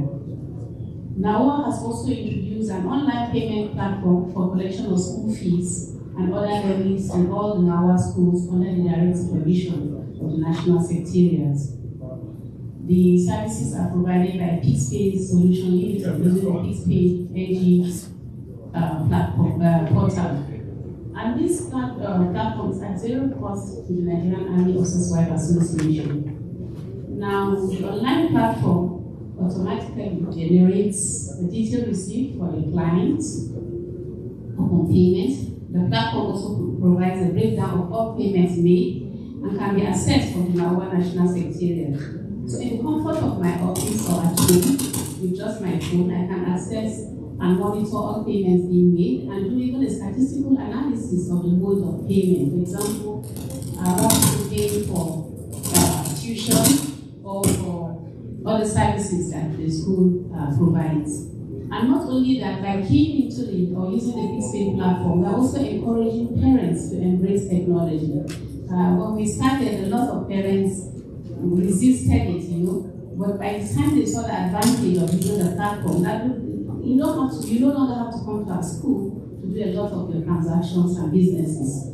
So that way, we're also encouraging others, not just pupils and staff, to embrace technology in doing transactions and other businesses that they do. And then also making it, let them know that, for example, we're very open, and so that they are also sure that their money is actually going to where it should be going. Now, the payment platform has successfully blocked all leakages of funds generated from the schools and enhanced revenue generation and record keeping. We have also, for me, I've been going through a training on cloud accounting, because using the cloud accounting and also artificial intelligence, there's so much work that you can do on your own. For example, you want to write a speech, many times they do invite us to events, and we find we have just a very short period to do. So with artificial intelligence, you can use the Copymatic and so many interesting things that technology does. And through our trainings for women or members that we conduct, we're also exposing them to some of these IT or artificial intelligence technology that you can use to solve a lot of work that you do. So now, by her initiative, is indeed already in tune with the theme of the 2023 International Women's Day, which is Innovation and Technology for Gender Equality. Because through our schools and institutions, women, young adult females are given priority and opportunity to embrace the use of technology in the workplace as well as for learning. And they have to show dedication in learning by contributing positively to the society. From the foregoing, I make bold to say that the theme of this event, which is strategic innovation, technological change and education in digital age is very apt and significant, coming at this period of rapid technological advancement. DEPOWA is totally in agreement that innovation, technological advancement, and education are essential tools in societal, national, and global development. It is also paramount for women, societies around the globe to key into this theme for the advancement of the cause of women. This would narrow the gap of gender inequality, which has led to limitation of opportunities for the female gender. The activities of DEPOWA as a women's group is contributing positively in protecting the status of women in the Nigerian society. And leadership structure, like DEPOWA leadership structure and achievements, DEPOWA has successfully embraced innovation, technology, and education as part of its driving principles in upholding the willingness, capability, and availability of women in societal, national, and global development. The overall activities of the Nigerian Army Officers' Wives Association are also in tune with the mandate of the Commission on the Status of Women, which is the principal global intergovernmental body exclusively dedicated to promoting gender equality and empowerment of women. On this note, I want to say that DEPOWA is represented at this event to gain knowledge, more knowledge and participation, as well as to showcase its readiness to collaborate with other women organizations in enhancing advocacy for gender equality, women empowerment, and women participation in governance and global development. I don't know if I can have my PowerPoint presentation, just to showcase some of our activities. Okay, so now we are catching them young. We are catching them young through our policies and initiatives. And we're doing this through provision of quality education, ensuring gender balance in all of our activities, thereby reducing inequalities and combating poverty through entrepreneurship, goals, partnership, and partnerships with others. Can we go to the first slide? I just want to explain what we did with the Youth Development Project. Okay. Yes, next slide, please. The first thing we did was to have an interactive session with our youths, and that was held in, next slide. Okay. Which started September and 1st October 2022. Why did we do the interactive session? We wanted to hear from the youths what kind of training or activities they want us to engage them with. And after that, from them, we got that they want to have a lot of training as per information and communication technology. Next slide. And then we agreed that we're coming up with training. Next slide, please. Okay. We'll introduce them to Python for beginners, and then as well as introduction to cybersecurity, web design, IT essentials, and get connected for those of them that have not do not have any form of training or access to IT. Next slide. So we constantly monitor them. This is me at one of the training classes for Python trainees, and he's responding to a question. Next slide.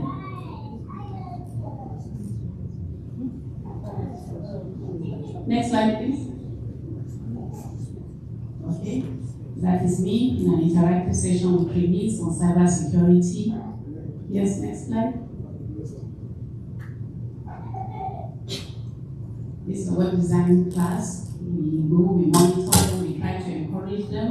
We do a psychoanalysis of the participants, and we try to motivate them by showing that the bulk of the training is to enhance their skill and therefore them to embrace technology. Yes? this is me in a cross-section of trainees for the IT Essential class.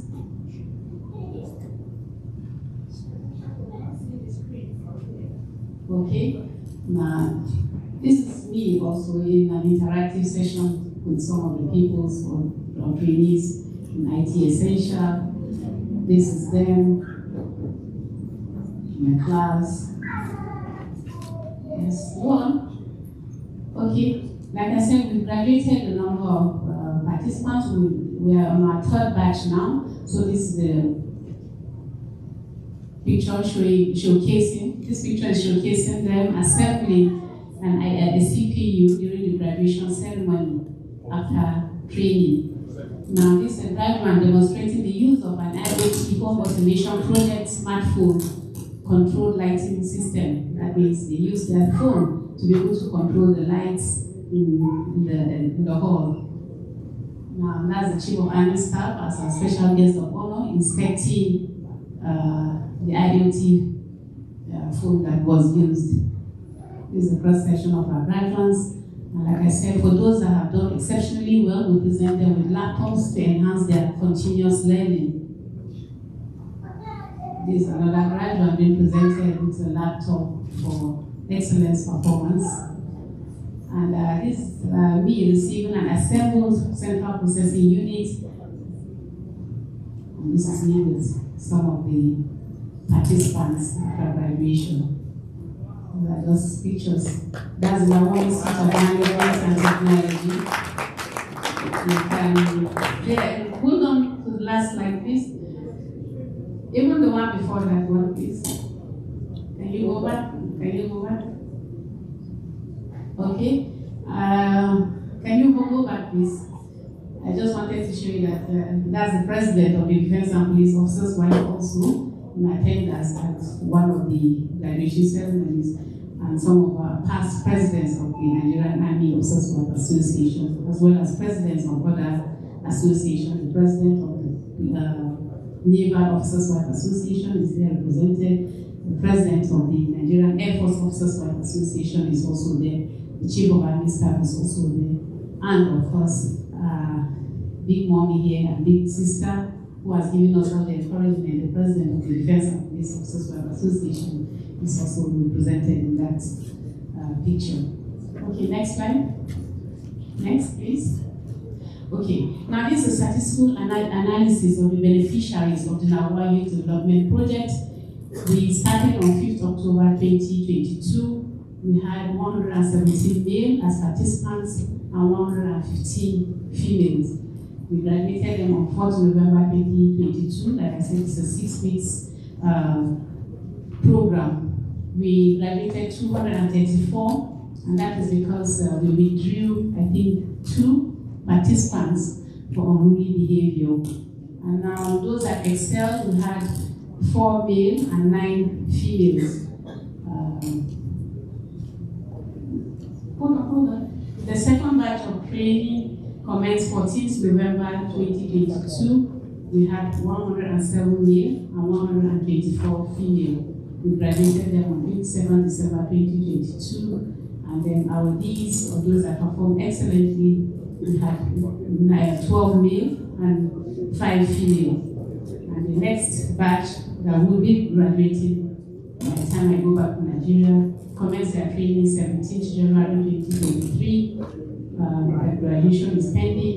We have 105 males and 127 female. We've already assessed them, and we'll be giving laptops to 13 males that have performed exceptionally well, and 4 females that have also done exceptionally well. Yes, next slide. So, now what has been doing its bit, and there was my message for the Nigerian Army Officers' Wife Association members in celebration of International Women's Day. And I said, today, we celebrate our achievements and contributions to the world. Let's further commit to supporting and uplifting each other through innovation and technology for gender equality. Remember that you and I can improve the world one step at a time, because we are the real architects of the society. celebrate who you are as a woman so that you may empower others to do the same. Thank you very much.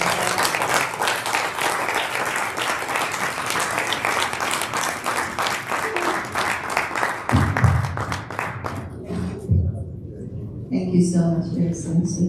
We have another speaker. Our next speaker is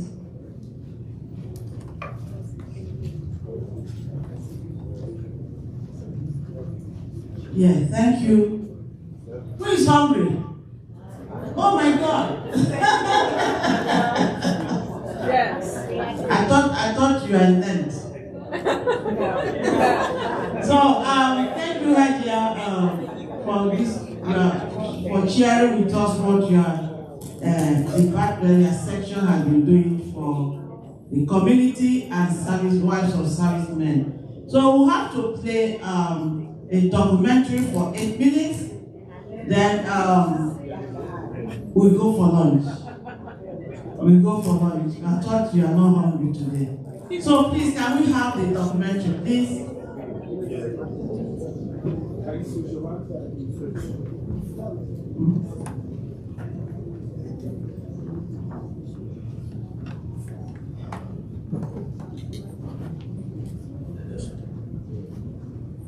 Yes.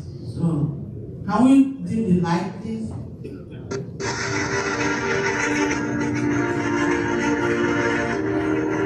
The Defense and Police Officers' Wives Association, DEPOWA, since inception 52 years ago, precisely after the 3 years of Nigerian Civil War, which officially ended in 1970.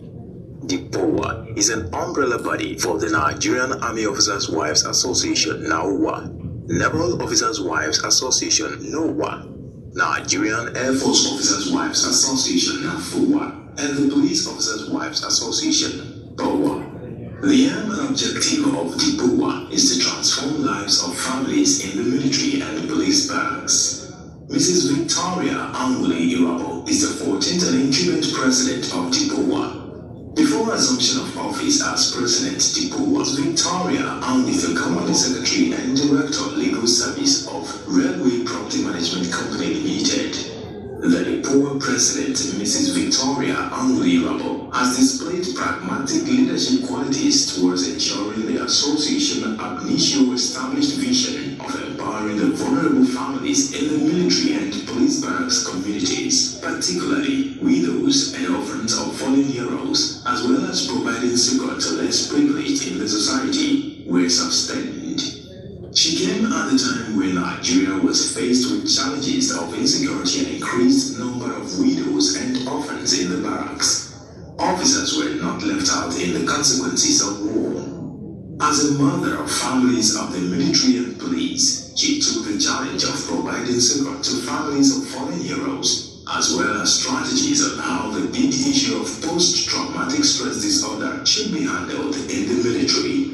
This documentary is therefore to highlight some of the hallmark achievements and notable initiatives recorded by DEPOWA under the leadership of Mrs. Victoria Irabo, who assumed office on 2nd February 2021. It is pertinent to recall that the DEPOWA president, during her inaugural speech, promised to focus on achieving the association's humanitarian and social intervention programs. The DEPOWA president, Mrs. Victoria Irabo, went ahead in championing the establishment of the first ever DEPOWA-powered Armed Forces Post-Traumatic Stress Disorder PTSD Center. It is a painful project for the contribution and huge sacrifices of our personnel to the hard-earned peace and security we enjoy today. It is not just a brick and mortar project, but a symbol of hope for present and future generations of our people, and not just the military. Therefore, we have invited you here today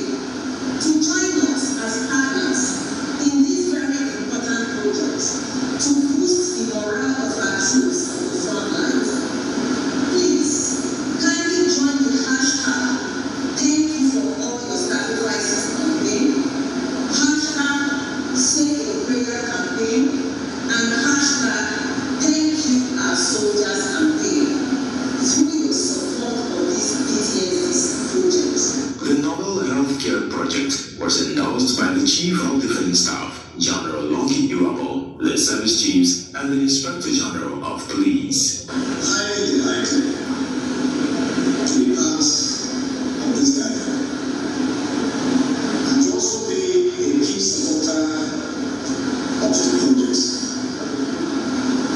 Whilst joining the President DEPOWA to welcome everyone, I'd like to equally thank the DEPOWA President and indeed all the members of the association for the initiative to construct the befitting post-traumatic stress disorder center for the armed forces. It is worthy to mention that the First Lady and wife of the President, Dr. Mrs. Aisha Buhari, flagged off the construction of the DEPOWA-powered Armed Forces Post-Traumatic Stress Disorder Center located at the Muhammadu Buhari Military Cantonment, Giri, Abuja. The PTSD project, which is under construction, is fully supported by President Muhammadu Buhari. I wish to commend DEPOWA for this far-sighted vision of establishing a PTSD center for our soldiers. Indeed, PTSD is a mental health condition that is triggered by a terrifying event. It is a reality that many soldiers and military families have to live with despite its negative consequences. Being a soldier's wife or a child soldier's son, I'm a wellness expert. I understand the challenges associated with PTSD and its impact on military families and the nation. And that is there are lots of initiatives such a wonderful podcast.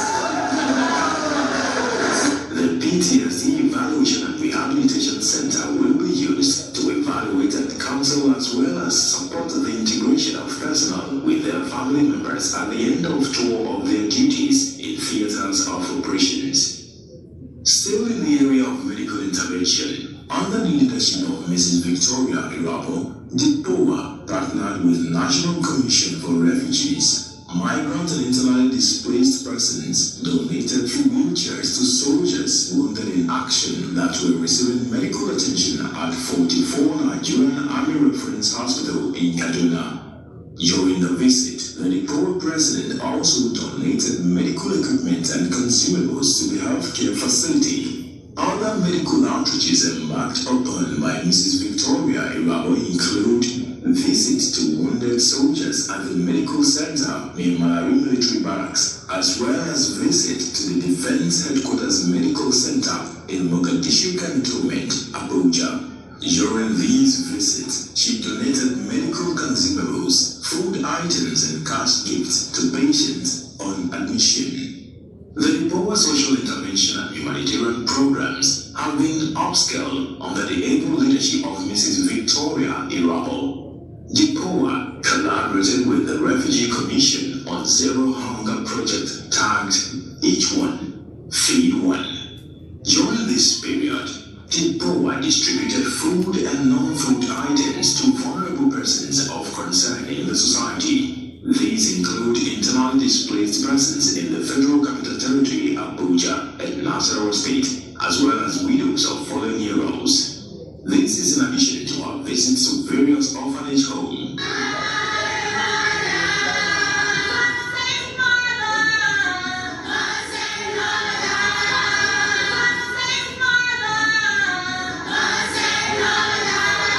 Identifying with wives of serving personnel and widows of fallen heroes during festive seasons.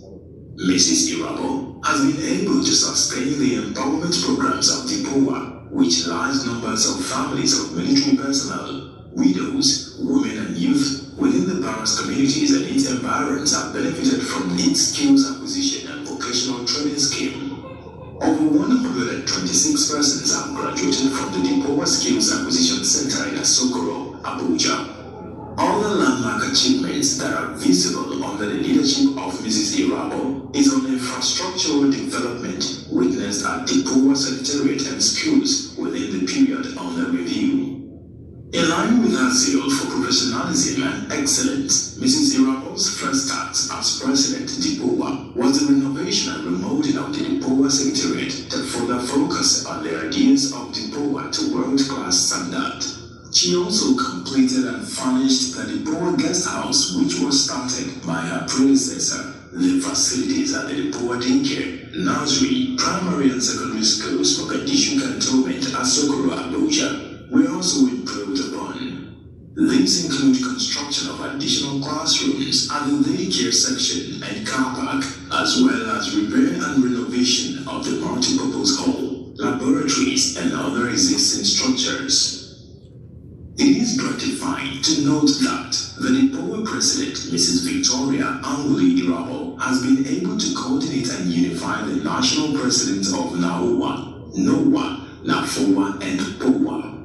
The DEPOWA President, Mrs. Victoria Anguli Irabo, in her contribution to humanitarian efforts and mental health advocacy, was honored with the Sustainable Development Goals Advocacy and Mental Health Leadership Award, presented to her by the Honorable Prime Minister of Antigua and Barbuda, His Excellency Gaston Brown, on the sideline of United Nations General Assembly in New York. The DEPOWA President was equally honored with the World Education Contribution Award, making her to be among the 466 eminent personalities in the world to ring the global peace bell.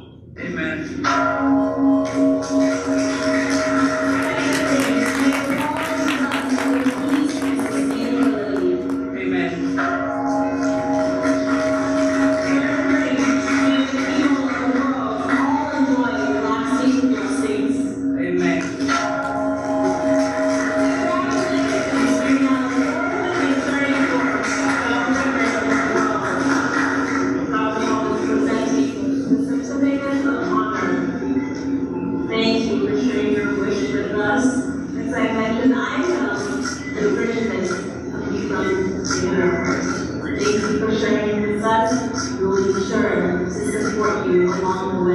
Kudos to the DEPOWA President, Mrs. Victoria Anguli Irabo, for taking DEPOWA to greater heights. DEPOWA, unity and dedication.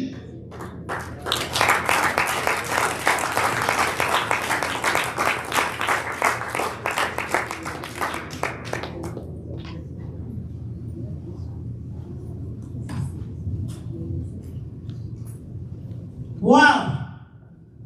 Can we clap our hands again for that wonderful taking the power to a higher level? Wow! Unity and dedication. Thank you so much. This time, while we get the caterer to warm the food, open the food, I want Daisy, please. Come in while we get the food ready. This is time.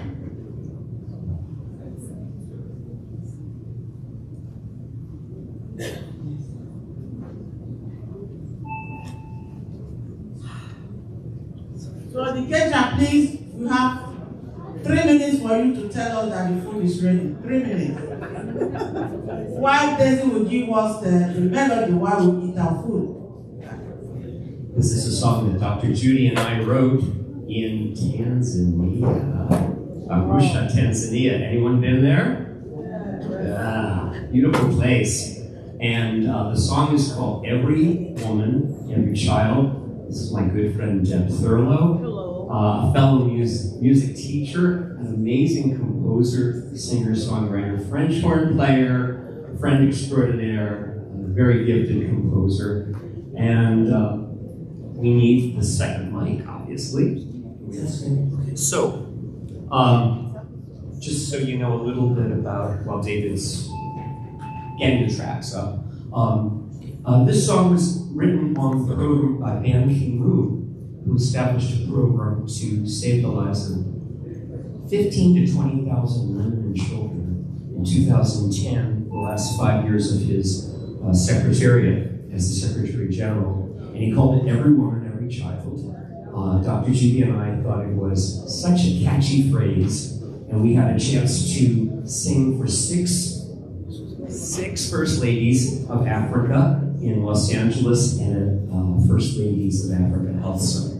And the name of the event was Every Woman, Every Child, right, Deb? Yes, Yeah. You're right. So, David, 2 minutes, 2 seconds.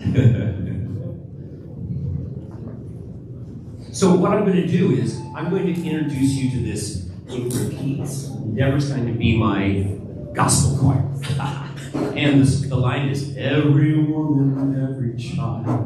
And it repeats again, and again, and again. Can we all sing it together? Every woman, every child. So I will sing a line like, every woman, every child. Every woman, every child. Every woman, every child. Every woman, every child. Growing stronger every day, more empowered every way. Every woman, every child. Every woman, every child. Like the gentle hush at dawn. Every woman, every child. Like the rising of the sun. Every woman, every child. Every father, every mother. Every lesson learned with grace. There's a new dream to embrace for every woman, every child. Every challenge you must face. Every mountain you must climb. Every lesson learned with grace. There's a new day to embrace for every woman, every child. Every woman, every child. Every woman, every child. Growing strong every day, more empowered every way. Every woman, every child. Growing stronger every day, more empowered every way.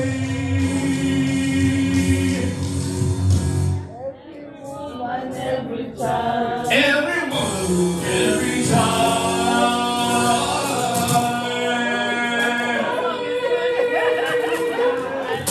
Thank you. You're wonderful. You're absolutely wonderful. Thank you. Thank you, David.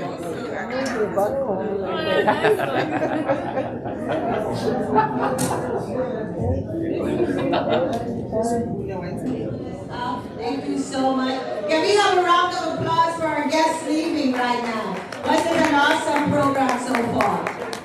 So much information, so much information. So let's call our panelists to the stage to take the seats here now at the head table so we can have a panel discussion. It's a conversation and a discussion. So we're going to have, and excuse me if I didn't say it correctly, Mrs. Abuchi for Defense Research and Development Bureau Association. Thank you so much. Can we settle down, please?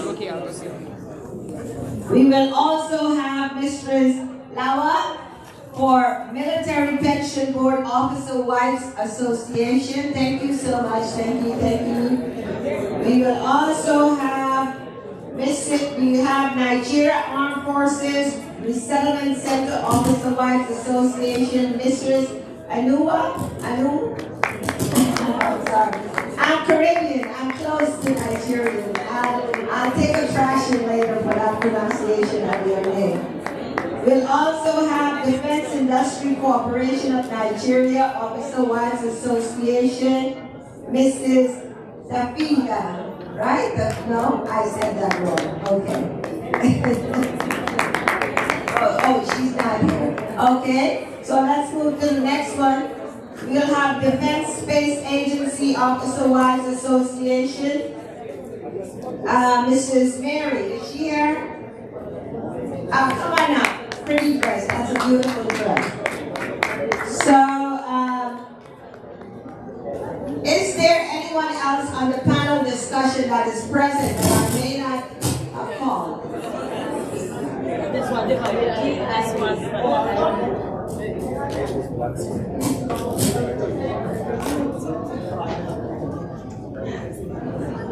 Defense Intelligence Agency Officer Wives Association, Mrs. I'm gonna try with this. Okay. Okay, I'm just sorry to everybody. I apologize for that. Thank you so much. So come on, can we give our panelists a round of applause, please? So the panel is a conversation and discussion, and it's empowering strategies to address technological change in digital age. So, and the team is education and training, strategic innovation, technology change, and education in the digital age for wives of Nigerian Service Men. Okay. Well, we're going to have a panel discussion now, and so I will pass the mic on.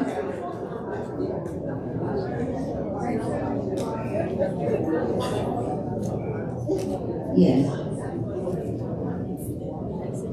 Can we have some quiet? The President, DEPOWA, and President Nawa, ladies and gentlemen, senior officers, vice president, ladies and gentlemen, good afternoon. My name is Amodichu Mofoche, and I'm representing the Defense Research and Development Bureau Association. The topic before us this afternoon is empowering strategies to address technological change in digital age. The past few days has really been interesting, educating and exciting. I'd like to say thank you to the President for the opportunity to attend my first CSW present. It has really opened my eyes to so many things and also networking. So, Mommy, thank you.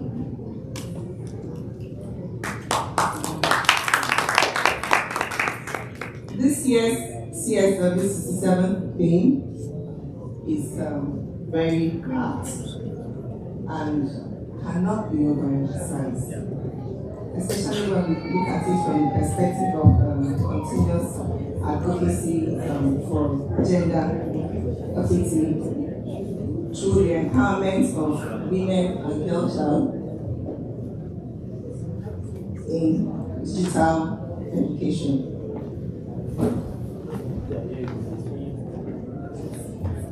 Technology, as we all know, has redefined or reshaped the way things are being done across the world all over today. It has brought, as the popular saying goes, says technology has made the world a global village, in the sense that even if you're far away from your families, you're closer due to technology. And for us, when we cascade this down to our community, which is the military setting, our barracks, in no small way, it has really advanced a lot of things for us in the barracks community. For instance, if you during the presentation from all that our presidents, DEPOWA, President Nawa, all that they have done. So it's not new for us in a military family when we talk about ICT. We've been doing that. All I will say is that we ensure we could be better. We could be better. On that note, what I found out to be strategies to address change in digital age to bridge the gender gap will be ensuring that in our military schools that we embed the ICT. We embed ICT in our formal education, and then making digital tools accessible, affordable, and available as well. And also providing mentorship, or I would say a role model. If you discover talented people or that are very skilled in ICT, we can make our children to look up to those role models. Those role models can come and impart knowledge of ICT to them. And also,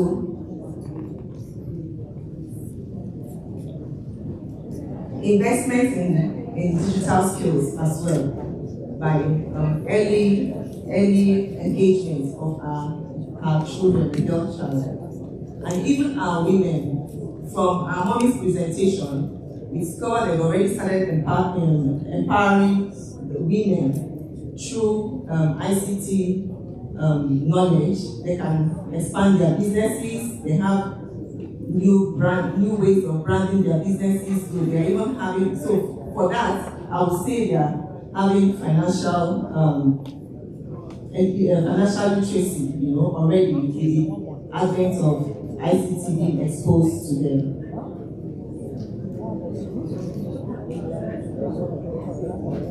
Also, I would like to see that it is important that today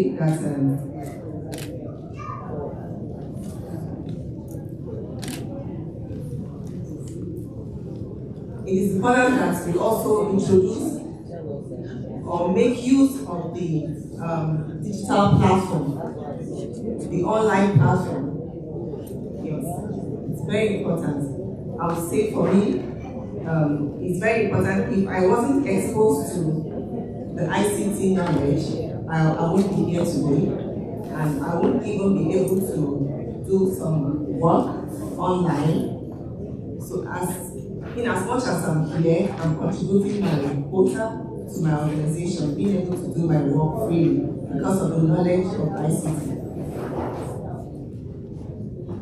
In conclusion, I would like to say that technology can empower you educationally, can empower you economically, can empower you socially, especially social network. So it is important that we continue to put in that advocacy out there that technology is life and it has come to stay. I would like to end my bit of presentation by a quote which I saw, tweeted by someone anonymous. It says, digital literacy is a priceless asset. You can't put money to it because it brings inclusion, it breaks through, it opens doors to many opportunities for you. Thank you. Thank you so much. We want to make our speaker welcome. I heard you said it's your first CSW, and I'm looking forward to your 50th CSW. So thank you so much. That was a great presentation. It's a panel discussion. Our next speaker is going to speak, but I just want to take a moment to acknowledge one of our elders in here. I like to call her Miss UN. Queen Mother Blake, can you stand up and take a bow? Definitely, I just want to say Queen Mother.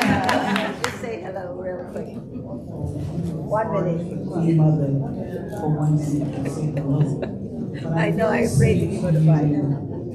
As you know, that I am the oldest daughter from Nigeria, and I was given the name Ife, the goddess of love. At Nigerian independence, I'm older than Nigeria. I'm over 80, and October 1, that I was born on your independence. I say to all of you women, the power is in your hands. Your power is in your hands, women.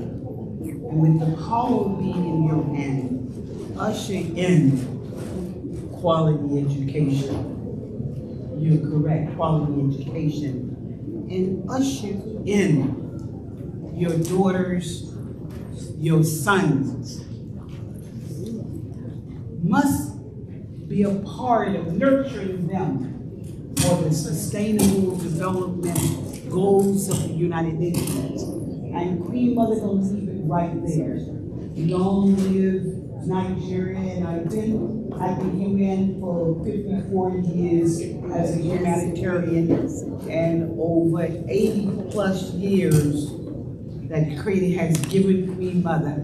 And please tell the young people, Queen Mother wants them to come for the 50th anniversary, Boogie Down the Bronx. I'm the Queen Mother of Boogie Down the Bronx. Blessings to all. Yes, can you give a big round of applause for one of our respected elders who have paved the way for us? Women that paved the way for us, we always have to give them the highest respect. Our next speaker.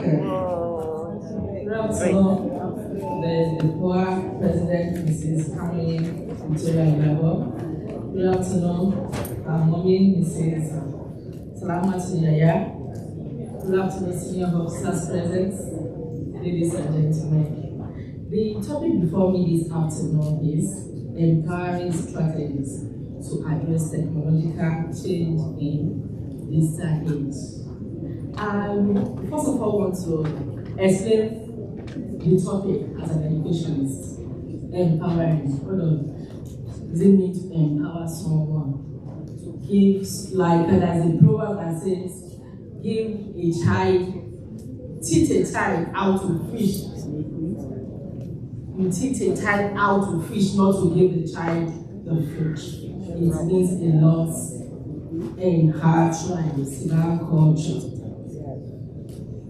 Empowering means giving someone like a talent, showing them the way you are empowering the person. Then let's explain it in the technological aspects. We brought science into different aspects of the new way, digital ways of doing things into it. So empowering employees at all levels, empowering women at all levels, empowering girls at all levels must be empowered and equipped to make data-driven response, decision, to respond and to satisfy our customers. It fosters a culture of innovation. So I'm not going to take your time, I'm just going to mention some few points. Empowering strategies to address technological change in digital age. 1, creating of technology available to the user. People must be aware of technology available to them and update them on the opportunity. You teach them how to use the technology provided. Let them be up to date. Let them be aware of new things, new technologies in town. Accessibility of the technology to the user. Accessibility of the technology to the user. It's not enough for you to provide the technology and not allow the person to know how to use it, or not, you keep it away from the person. So let the technology be available. After educating them on the availability and the opportunity available, the technology must be accessible to the user, and it must be within reach to all and not just a selected few. Subsidize the cost for accessing the technology. The government or NGOs and other bodies will subsidize the cost of accessing these equipments, because ICOS will discourage our youth, will discourage our female, our women, will discourage people that actually need them. Then we upgrade the infrastructure to meet the current trends. Upgrade the infrastructure to meet the current trends. And creating of jobs, providing technology to our women, to our youth. We are in a way creating jobs. A lot of jobs will be created, ranging from lecturing and meeting the request in different organizations and industry as well. In military pension board, Officers' Wife Association, where I am the coordinator, we have successfully upgraded most of our infrastructures from 3D to 5D, and we support one another. We support the widows and their children by sending most of the widows and their children on training, ICT training. At times, we give them laptops, computer to increase and boost their knowledge. And as women in the association too, we support one another physically, socially, emotionally, and financially. Thank you. Thank you so much. I said we're going to have a few questions later as each one of the speakers finish their presentation. So save your questions. Our National President, DEPOWA, President of Barrister Victoria Aoye Irabo, National President Naowa, President of Salamotu, Baruch Yahya, our Queen Mother, Senior Officers President, Colleague DEPOWA, standing on already established growth. Good afternoon. I'm going to discuss about education of wife of service men in digital ages, Nigeria Armed Forces Resettlement Center, accepted. That's where I am. Education is rapidly evolving into a systematic mechanism by which society passes on learning knowledge, skill, tradition, and value from one generation to another. Similarly, the impact of technology advanced in education, especially the use of various educational and social media platforms, as a means of teaching, has reformed the educational system. There is no doubt that this system in education has great impact on women, especially the wives of servicemen, who are mostly at the home front while their husbands are engaged in the national assignment for the interest of the nation. Education of wives of servicemen in the digital age is also about ensuring that the women learn and feel safe while in training, have the opportunity to complete all levels of training, acquiring the knowledge and skill of compete favorable in the open market, make decisions about their own lives, and contribute to their own community. Nigerian Armed Forces Resettlement Center, let me take that as where we belong to in Nigeria. The Nigerian Armed Forces Resettlement Center is in Lagos. I want to go to the history. The history of NAFRE dated back to the post-World War era in 1947 when the British colonial government, under the control of the West African Front Office, established forces, vocational settlement center in West Africa and one in Nigeria, and the other one in Ghana. That is how they distributed. In order to meet the need of the center, the vocational resettlement center in Nigeria was upgraded to rehabilitation. The disabled soldiers of the war. That is the ones that I wanted.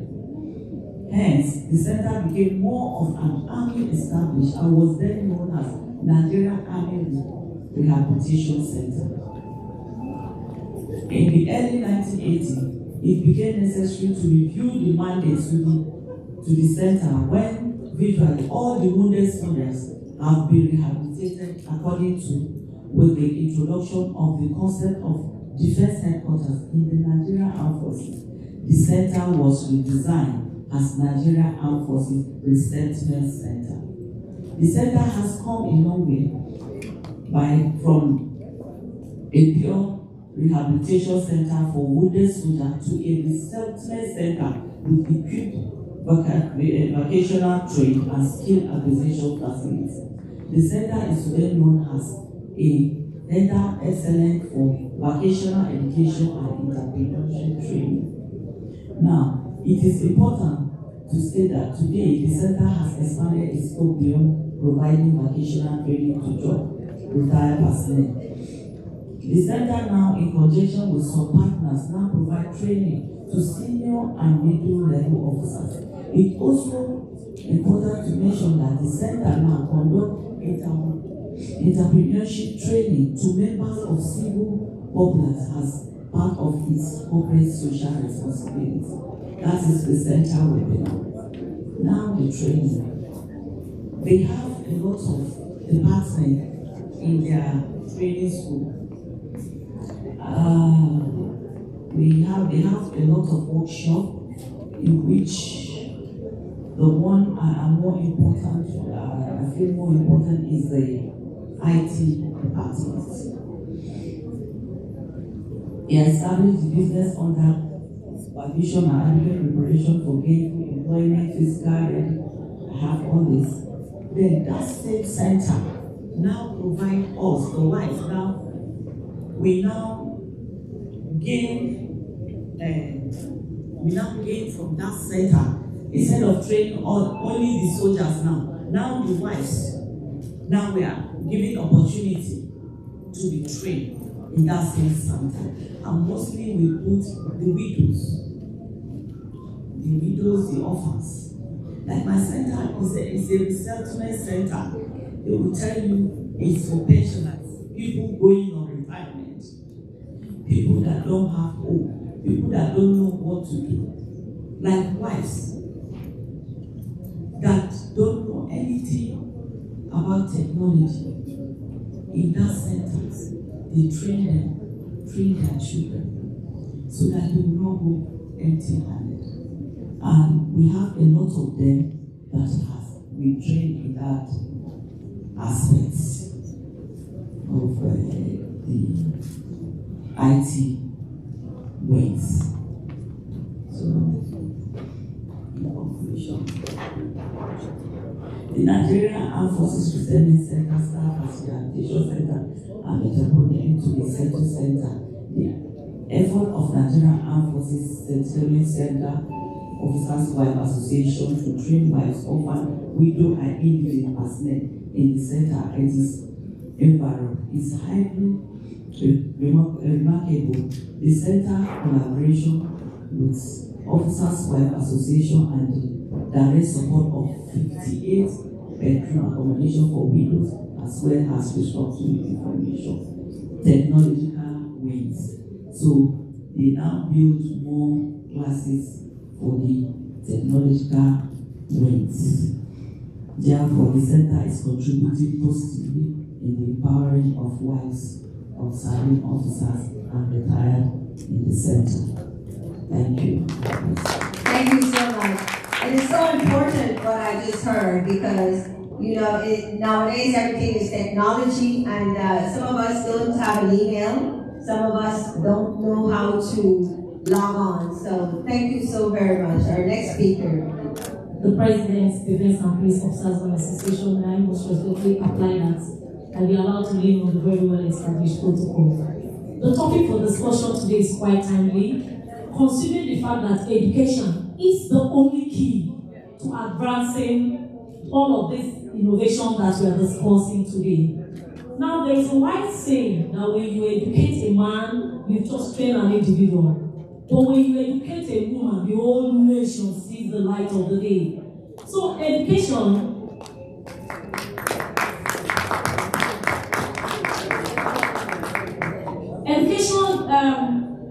the topic cannot be overemphasized. Now the reason is that the world is at a bend when an inclusive education has been on the top burner of public discourse. We've been canvassing for gender parity. We've been talking about bringing women to the table. Like we've heard from our several presenters that women have aspired to break the ceiling. to get high up there in their different endeavors. How do we do all of this without education? Like I started by telling us, education is the only key. You have to have education to be able to open the door. To open the door to financial breakthrough, to even be able to access the technology we are talking about. Now, I am a legal practitioner and I teach criminal law in the university. Now, I do a double classroom, and I have a student that is very rich, very high up there back at home in our country, and then he called me 2 nights ago, how do I join your class? How do I join your class? Can I see you in the office? And I told him, I am in New York. So education is the only key. He's got money, he doesn't have education, and he needs education. He needs technology, so he must access education to be able to use the technology. Now he has the best of the phones in the class. He has a MacBook laptop, and all of the technology that he needs to be at a par with global best practice. But he needs to learn. You could have a phone and you don't know how to use the software in the phone. So education is an eye-opener. Now back at home to the military family. Why do we need education as military wives? Like the president of DEPOWA spoke eloquently, the president of NAWA did the same. These are women of class and substance. I am very sure if they have nothing to offer, we won't sit here to listen to them. Because they are educated. So they know the reason why they should advance other women. This is my second CSW. I was here some time ago with my governor's wife, but I had no privilege of sitting on this side of the table. Because I have a boss that is educated, that is informed, that is at a par with best global practice. So she had put all of us out here to be able to see what the world is talking about. What is the discussion on gender parity? What is the relevance of making the girl child educated? Now, we are not just talking about education here. We are considering the best innovation that is at stake now. Now, artificial technology has come to stay. I wrote a paper on artificial intelligence. I was at the Bahamas for a brief conference, and we walked into an eatery, and a robot came to ask, what do you want to eat? And I had to take a look the second time to be sure this was a robot. Now, what happens to the people that were working in that eatery before then? They'll become jobless. So the world has moved. So what we did, we took all we needed and handed the paper back to the robot, and he left and came back with what we asked for. So what if I was seeing that for the first time? I was seeing that for the first time, but I had a colleague that was with me that is conversant with all of that. So I took time to watch. Now, by the time he was through, the robot came back with a machine for us to pay our bills. And I knew how to use it. I had to watch what my colleague was doing. Now I have good phones. So I needed to get educated in that aspect. Not just having education. Education here we're talking about is not just having a certificate from the school, studying a particular thing. It's being at a par with best global practice. What is the world talking about? The world has moved from where we were. The world has really left the era where you have a degree, you've worked on this desk for 10 years, and you are not at par with what your contemporaries in developed nations are doing. So the military wives will be very intentional. Our leaders here seated has moved us from where we were. She's taking us to the boardroom, and here we are in the boardroom, charting new frontiers, ensuring that the frameworks that we met will be restructured in line with best global practices. Thank you very much.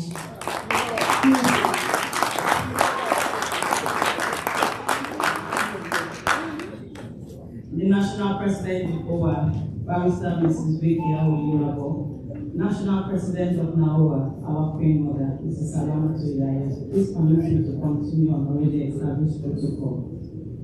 Knowledge of technology is a no-brainer. As a coordinator of the DIAOA, that is Defense Intelligence Agency Officers Wives Association, there is no way I would have been able to coordinate my women if I don't have knowledge of technology. I live in Lagos, and I run an association that is in Abuja. And I have members all over the world. So there's no way I can reach out to these women if I don't have knowledge of technology. So most times, we talk on phones, on our laptops. For example, the DA's wife in New York or in Washington DC, there's no way I can reach them if I don't have knowledge of technology. So it's a no-brainer for us. And apart from talking to our women, we do online courses. So how do you do courses online if you don't have knowledge of technology? So we've benefited from technology. There's no way we can roll out. And we keep upgrading ourselves. So what we do now, we are not only upgrading ourselves, we are upgrading our children and the women in the barracks. Our soldiers that cannot afford to go to go to schools. So what we do, we bring technology to their doorsteps. We give them laptops, we have training facilities, DEPOWA has training facilities, help us train our women and our children, not just widows.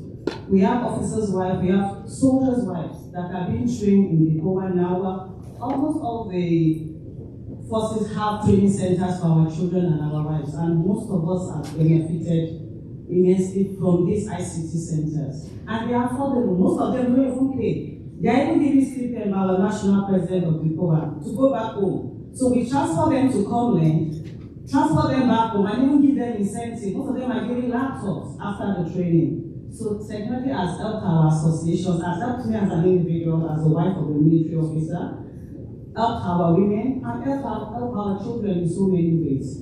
So we appreciate the fact that technology is available to us Nigerians. And no woman, most women in Nigeria, even the market women, there was a picture of a woman selling the local beans. She has her account number on her pot. So now there is a cashless policy in Nigeria. We are transferring to these market women, and most of them will tell you, yes, it won't enter. That means they receive their alert. So technology is a no-brainer for us as military wives. Thank you. Thank you, sir. Can we have a round of applause for our panelists? We'll take 2 questions from the audience, 2 for the panelists. Any questions? No? No one wants to ask our panelists something about, oh, we have one here. Come on. Come on up.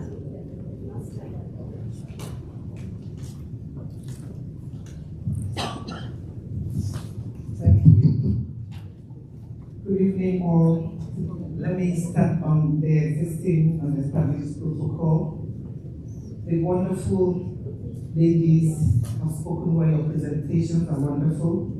I am Chief Mrs. Anita Lala Urigo, the founder and president of the Digital Network for Women Empowerment, founded about 5 years ago.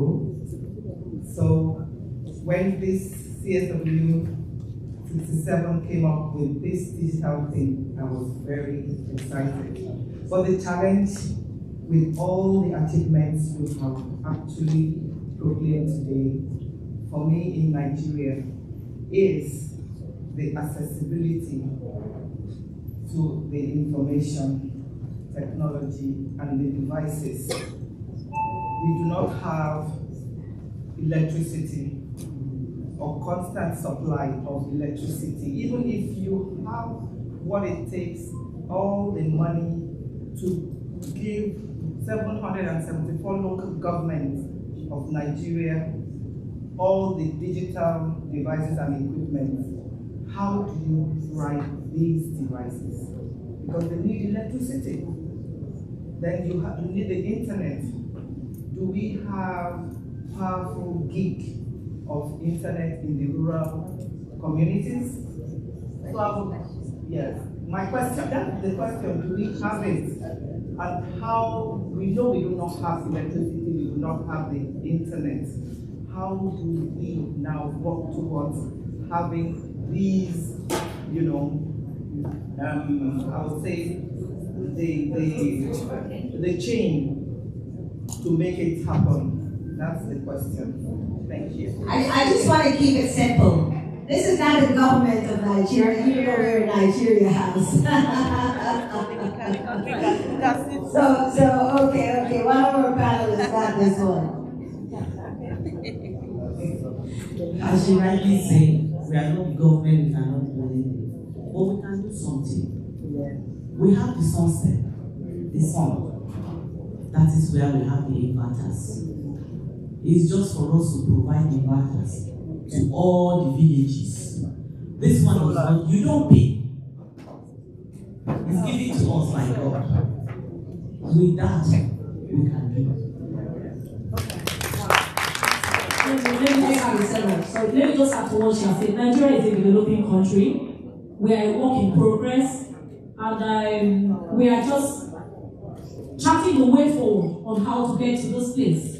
Developed nations of the world are there. Ours is a work in progress. So let's go back home and re-strategize on how to strategic innovation. So let's go back home and re-strategize on how best we'll start by developing ourselves first, then to the rural woman, and to that woman that is looking onto us as a role model. If we equip ourselves in this manner, we will be able to, by the next gathering here in New York, bring to the table how far we've gone. Thank you so much. Remember that these are discussion for solution. My colleague at the back said that these are the medical checkups. So that's what this is. Keep it simple, we're running out of time. Okay, please, I also want to respond to her question.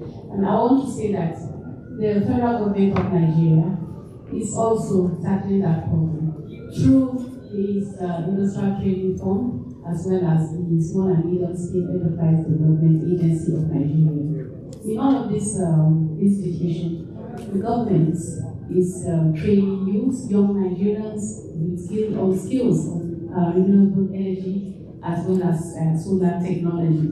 So it's not as if the government is not doing anything. The government is looking at that, and we're looking at the resources that is available to Nigeria in the production of electricity.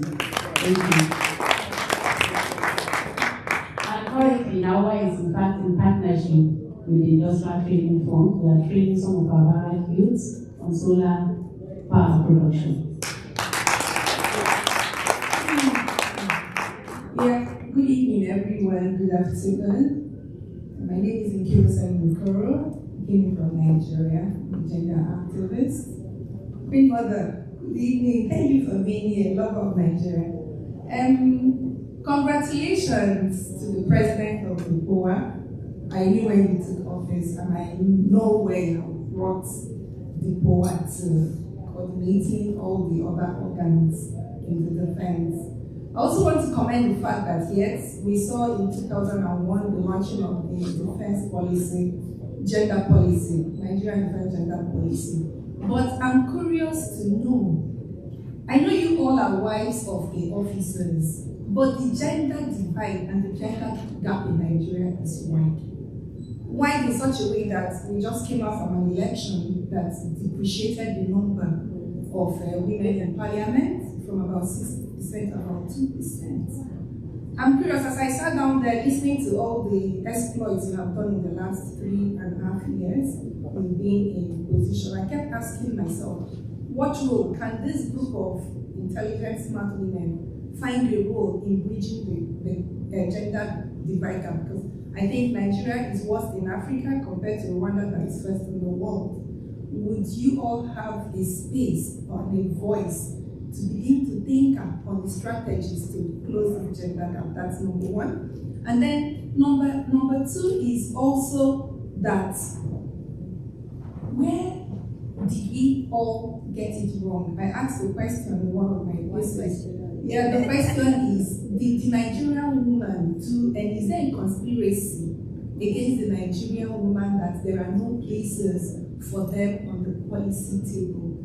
And like I said, I throw the challenges back to your daughters, to your sons, because I think we all need to. What you're doing is good enough. But we must close the gender gap for us to get to the level of development. And it's for you to find a space and a voice in that advocacy. Thank you. Wow, we need to anyone want to take that? Who wants to answer that, respond to that? In response to your first question about bridging the gender gap, I think, let me speak, even though I'm not disclosed something from the Nigerian Army, but I know the Nigerian Army has the female, Nigerian Army female corps. And by establishing the Nigerian Army female corps, it's a way of bridging the gap. So we're already there. And now women can move to the Nigerian Defense Academy.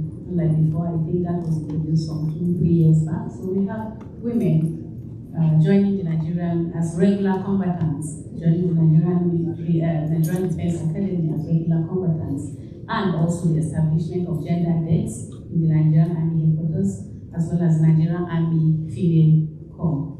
So in that respect, it's a gradual process. We're already bridging the gap. Thank you. Thank you so much. Let's congratulate our panelists and thank you for this session. We have our next speaker coming up all the way from California.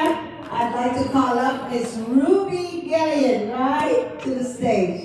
And she will be talking about education and training strategy, innovation, technological change in education in a digital age for wives. Nigeria, distinguished guests.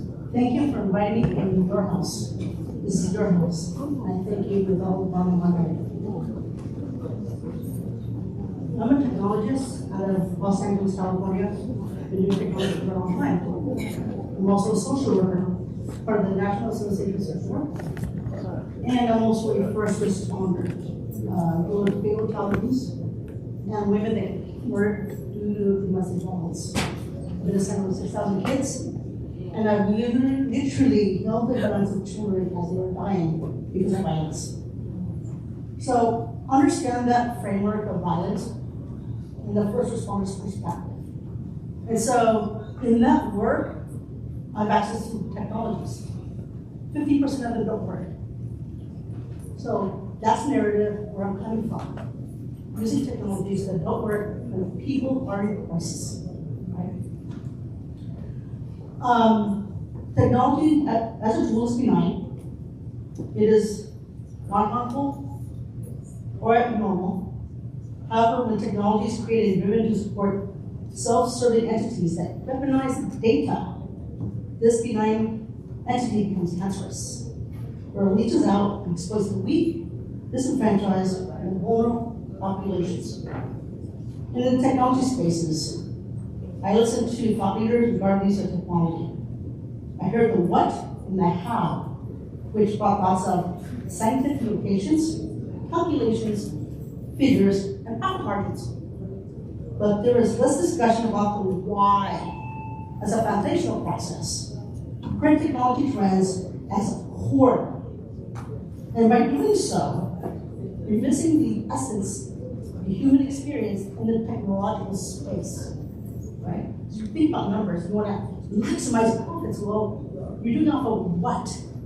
But you're dealing with victims, or profiting off the victims. If you have the poor, you have the women of color, who are you profiting off? The women that are poor, the single mothers, and the children being abused, right? So where is the logic in profiting off the victims? And in the past 3 days, I've been negotiating, working with, and placing myself in technological spaces with the UN groups. That by Microsoft, Facebook, Twitter, there's technologies in the space. I asked them, what technologies are you doing for the victims of violence, women of color? So your technology has the capacity to have peace, and employ peace, or is it based on money, right? So from a technological perspective, how do we build holistic technologies, right? That really address our needs. So technology is a tool. I want to use technology in the empowerment process. And in the process of doing so, I confront those technologies and say, hey, your technology is biased. And by being biased, it's hurtful, it's exploitive, and that objectifies the weak. So in the same space, yesterday I met with some folks from Microsoft. They're talking, oh, we want to feminize technology. Well, if your technology is focused on feminization of the population and it's still exploitive, what's the purpose? I confronted Microsoft and a few people in the room. And there was Wikipedia was there. There's a folks on Facebook. What are you doing to mitigate exploitive practices? Can't do that. Even today, there was went to a group from Ghana. God said, well, how do we make technology that helps our people? From a political perspective, We're saying women want to run for races, but their images and their ideas or concepts are exploited by men and other folks. So understanding how to use technology from that perspective. Learn that today. So as it relates to the doctor, she mentioned metaverse, NFTs, artificial intelligence. They're built with a bias. What does it mean for your data outcomes? We all know. Governments, I know for me, in my space, data creates policy, regulation, and tasks for agencies. If all that is biased data, what does it mean for the clients that we serve, the people you represent? See the big picture there, right? So how do we build these processes, the statistical outcomes make sense for the people that we serve? Right? So I spoke with a group this morning and said, look, Anna, and so I had Trinidad was next to me, and my God, Sweden was over here, and I said, Sweden, I looked over, what are you doing for technology? Are you really careful with the technology you're building for your people? Is it, what's its myopic view? Right? So that leads me to trauma, because that's my work, I do trauma work, right? I had this case where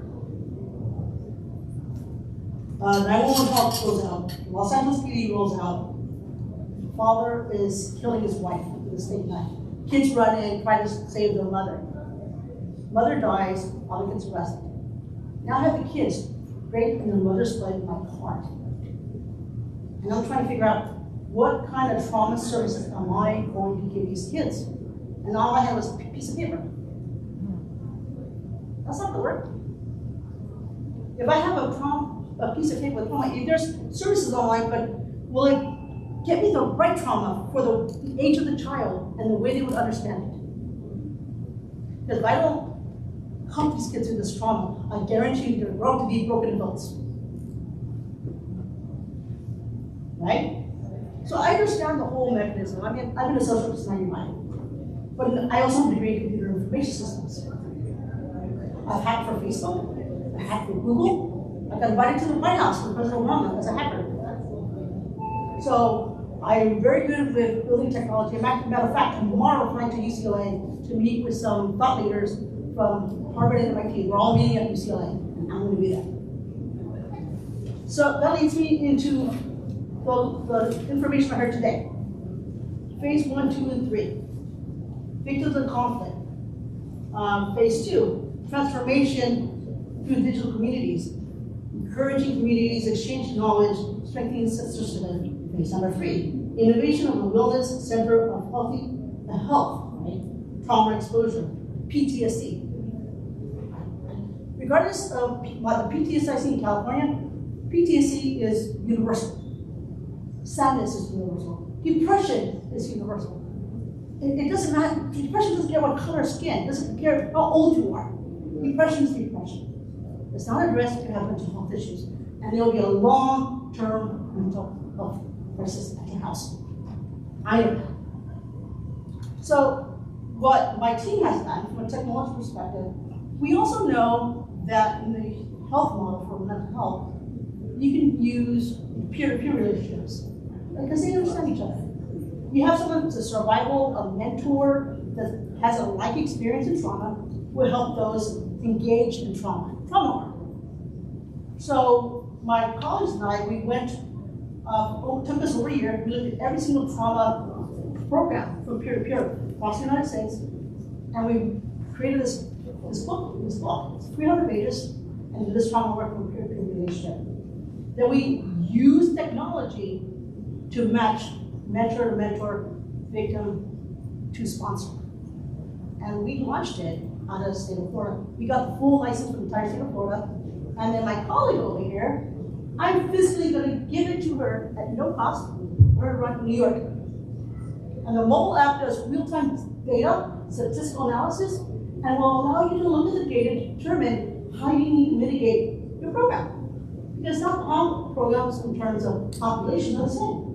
So I'm going to create this program saying, oh, this will work for this group, and that group. No, it's not. I understand that. So that from a technological perspective, it creates real-time data analysis. So I'll give it to a group, and you'll look at the data. Oh, I need to modify it to fit more active population. And through your partnership, I'm very, very thankful, very grateful that I'm hoping that this will work. And like I said, at no cost, it's yours. Thank you. Thank you, Ruby, all the way from California. Really appreciate it. And she has a wonderful, wonderful program set up when it comes to mental health. Unfortunately, we didn't have time for her to go deeper into it, but I'm really excited because it will help lots of people. We have our panelists. Next speaker. Not panelist.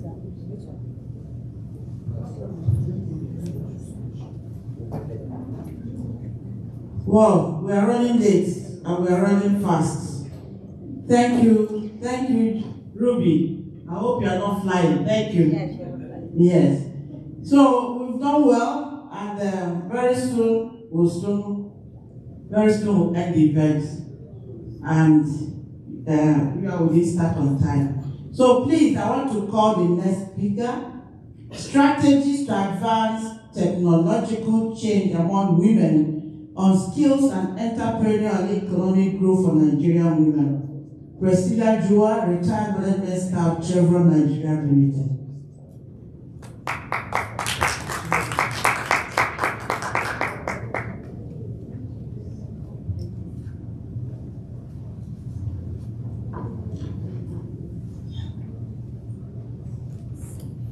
All the way from Canada, sorry, I forgot to say this from Canada for this event. Good evening, all. Good evening to the President, DEPOWA, distinguished and honorable members of the Association, ladies and gentlemen, all protocols observed. My name once again is Priscilla Jua. It's an honor to be here today for this occasion. Please permit me to crave this beautiful audience indulgence as I make my presentation. My presentation topic actually is Roadmap for Action in Digital Age. Strategies to advance technology change among women on skills and entrepreneurial and economic growth. Introduction. Digitalization is driving structural change, leading to the creation of new sectors and new sources of growth for traditional industries, but also the demise of others. It offers opportunity for countries to leapfrog, to deepen engagement in global value change, and to boost the inclusiveness of societies. But it also expects countries to risks which need to be managed. In particular, digitalization is changing labor markets across countries. Some jobs are lost due to automation, others will change in nation and tax content, while new jobs will also emerge as the digital revolution unfolds. As the content and nature of jobs changes, so do the skills required to perform them, shaping labor supply and demand, employment patterns, and the demand for skills associated with existing as well as newly emerging jobs. While the digital transformation in the form of computerization has thus far mainly affected jobs that entail the performance of routine tasks, new technological developments such as artificial intelligence, the Internet of Things, or big data may trigger even more uncertainty among the future, as they may be affecting non-routine tasks as well, and the demand for the skills of workers currently performing such tasks.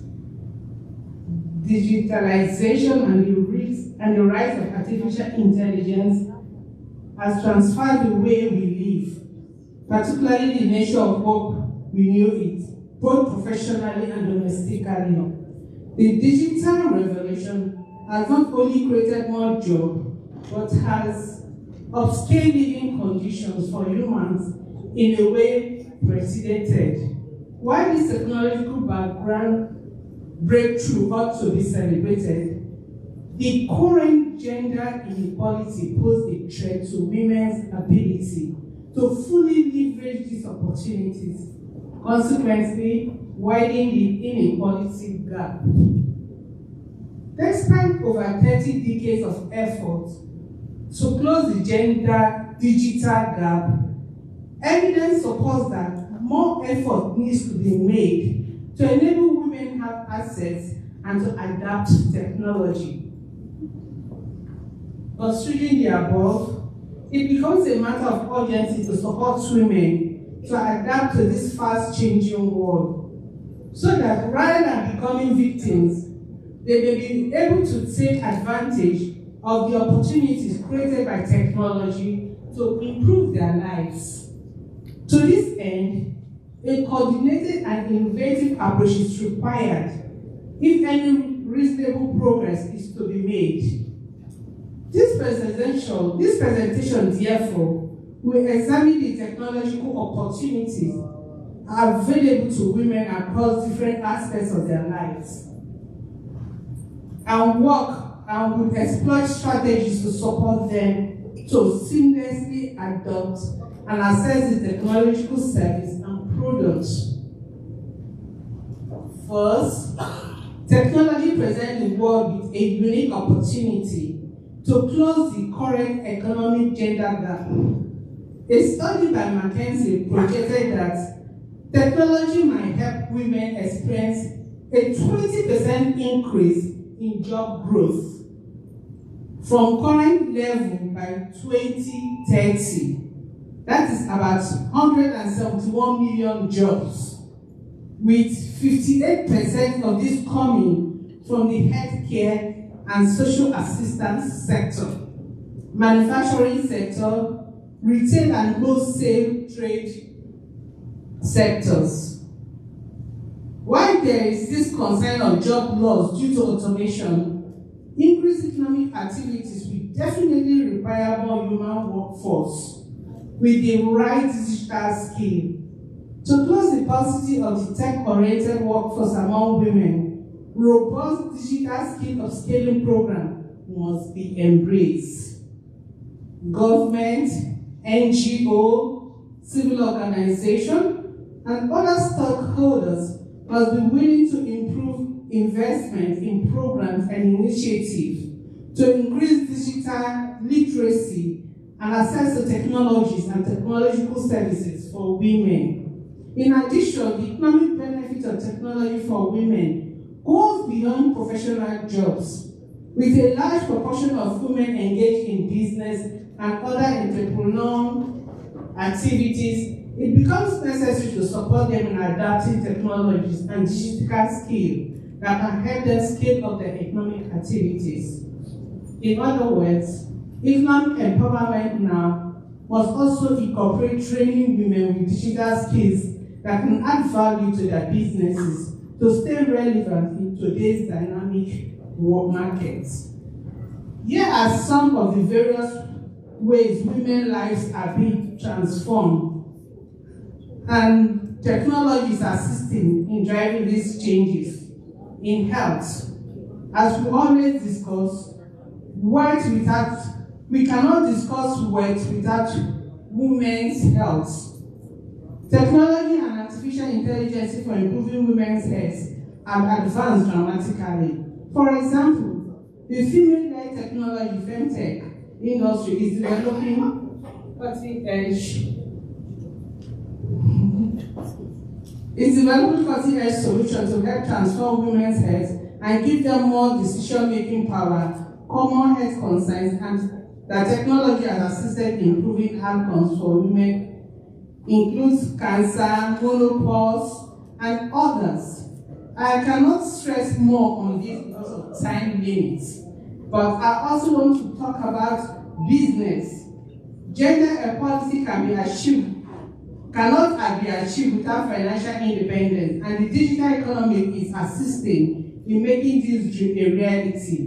Tech now empowers women with independent platforms to conduct business and build successful empires for themselves. For example, e-commerce platforms have revolutionized sales Platforms such as AliExpress, Amazon, eBay have not only enabled business owners to sell products to customers globally, but have also transformed the affiliate market industry, allowing individuals to gain extra money by selling other people's products. Well, conclusion, the examples I have and many others that I will send out are a few of the many opportunities technology provides for women to improve their lives. To achieve such digital equality, relevant stakeholders must launch a robust sensitization and literacy empowerment initiative that assists women in accessing and leveraging this technology. I now come to an end of this by saying that for members to have access to all these AI tools, DEPOWA must be prepared not only to conduct an intensive AI literacy campaign for its members, but to indeed invest in some of these AI tools so that more DEPOWA members can have access to them at affordable prices. Thank you for your patience in listening to what I have to say. May the Lord bless you all. Thank you so much. Next speaker. Madam.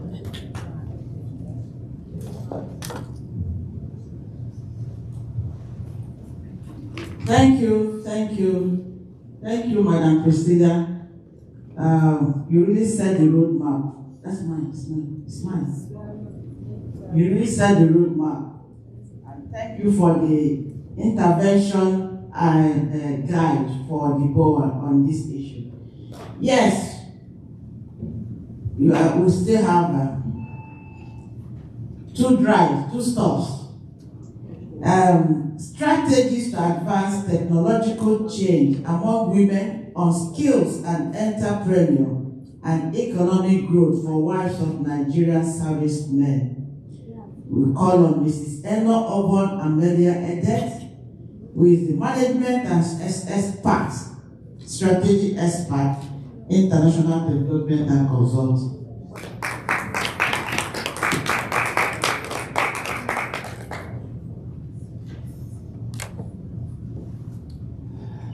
Good evening, ladies and gentlemen, and please permit me to stand on existing protocol.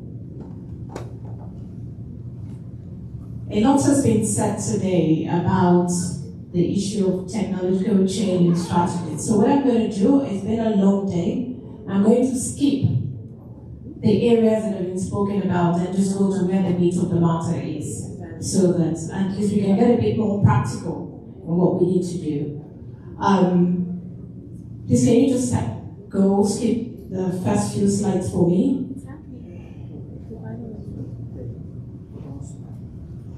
Okay, so let's start with that slide 3. Let me just see what they mean.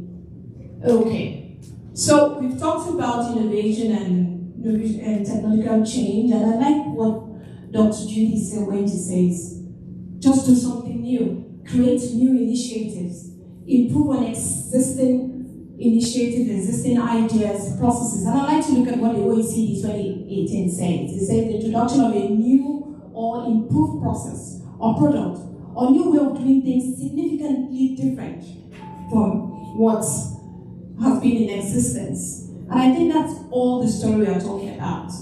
How do we move from where we are? How do we add value? How do we create new values? How do we empower ourselves in terms of the things we are interested in? And I'll step a bit under that and go to entrepreneurship. For me, a simple definition is seeing a need, finding a solution to it, and starting a business that provides solution to those things through goods and services. And if I look at it from this point, you will find that entrepreneurs introduce innovative technologies, new products, new services. They add value and they open up new markets. And for entrepreneurship to progress, you need innovation. Do we know that? Yeah. Entrepreneurs have to be innovative. Otherwise, your business will soon pack up. Because innovation drives growth. It brings development and better firm performance. So every entrepreneur needs to be innovative to survive, otherwise it will pack up. And I'll just take a bit of statistics here. Why am I looking at entrepreneurship? Because I'm talking to officers' wives. My focus, the difference between hers and mine is the fact that it is focused on wives of servicemen. That's different. And I'm the wife of a serviceman, a retired serviceman. So I'm speaking from a point of experience of where I have been and where I am and what I understand. I looked at a Jan 2017 report of 74 countries showed that 163 million women were starting or running new businesses in 74 countries of the world. They are creating significantly new jobs and contributing to economic growth. There's no reason for you to think otherwise, and that's why the Forbes 2021 report says that women entrepreneurs are critical to economic growth. Let's see what the next slide says. This is what the statistics look like. And then please take note of the dates, which tells you that today is even better. This is what globally looks like, what female entrepreneurs are doing. 163 billion, like I've spoken about, it's 164 countries, 3 countries, and they contributed $13 trillion to the world economy. In the USA where we are, it shows that female-owned businesses were growing at double the rate of any other business. 12.3 million, which is 42% of businesses, are owned by women. And they contributed nearly $3 trillion to the economy of the United States as at 2020. Of course, 10% of the private sector jobs are provided by women. See the developing countries, see where we are. 8 to 10 million former SMEs have at least one female owner. 6 economies have female ownership, entrepreneurs among them. In Nigeria and Africa is doing 58% and Nigeria is doing 13.2%. You see where we are in terms of the gender gap. Let's go to the next slide. I just wanted to establish that. We are talking about strategies. Like I said, I don't want to focus on the technological change. There's been a lot of talk about that, what the prospects are, what the opportunities are. If you do not find yourself in that space, then you say to yourself, why am I here? Technology has taken over the whole world. You cannot do business today if you are not in that space. So let's look at the strategies that we need as women of the armed forces. What strategies do we need to grow? Please, there's a slide before this one. There's a slide before. No, go to the next one. Let's go to the next one. Let's see. Okay, so it's actually after. Strategies for technological change. Let's look at this. The first block I want to look at is strategic vision and initiative. If DEPOWA doesn't have the right strategy, you cannot drive innovation. Or innovation, you cannot drive any technological change. Who can tell me what the vision of DEPOWA is? Anybody, any of the DEPOWA members can tell me? What is the vision of DEPOWA? I would say it's to empower women. President, am I correct? The summary of it is you want to empower and develop women. That's the summary of everything that DEPOWA does, and it has different variables for doing that. The right strategy, you need the right vision for you to drive any technological change in DEPOWA. You must be focused, you must know what you want, and that goes a long way in determining what you do in that direction. If there is no vision, if the vision is not clear, then what are you going to be driving? It's going to be very difficult. You need the vision, because vision drives innovation and technology, and DEPOWA needs to be strategic about what it does. The next block I want to look at is skills for technological advancement. Skills with technological edge are required. A lot of them have been spoken about today. Digital skills, we've spoken about them. There are different forms. And as a business person, and I would like to say that a number of our women are business owners. They're small business owners. And if you do not have the skills in today's world to drive your business will fail. I've seen where women are struggling even to do Excel. And I'm happy to hear what the president talked about today. A lot is going on in that direction. In terms of, they've done a lot in terms of skilling women in that direction. With the right creativity, the innovative skills that are really, one thing I want All those have been spoken about, but I want to emphasize on entrepreneurial skills. I worked with a project of the United Nations Development Program for 15 years. I managed that project under the UNDP across 4 West African countries of Nigeria, Ghana, Sierra Leone, and the Gambia. And what we did was to work with small SMEs, mostly women-owned businesses, and the youth group. One of the things, and we had a program within the World Bank, specifically IFC, called the Gender Program. And that gender program sought to empower women, not just technically, but also financially. But for you to access the financial part, you need to be technically upskilled in terms of your business skills. There is no technology change we are going to talk about if we don't have the right business skills. Technology is not for the fun of it. It should bring you money. Are we agreed? It should bring you money. And so if you do not know that have the skills to grow that technological change, that advantage you've had through technology, then it's a wasted knowledge. You need to know how to turn it into money. Now what then happened was that we had a lot of women as women, we start business out of passion. Are we agreed on that? For starting business, we don't really look at business side. We are passionate about what we want to do. Along the way, it becomes a business. But from the beginning, it's a passion. How do you turn that passion into money? If you're not able to turn it into money, you're wasting your time. And so what it took us to do in most of the time, particularly in the Gambia and Sierra Leone, it was very interesting. Women were doing a lot of stuff, but they were doing it from a point of passion.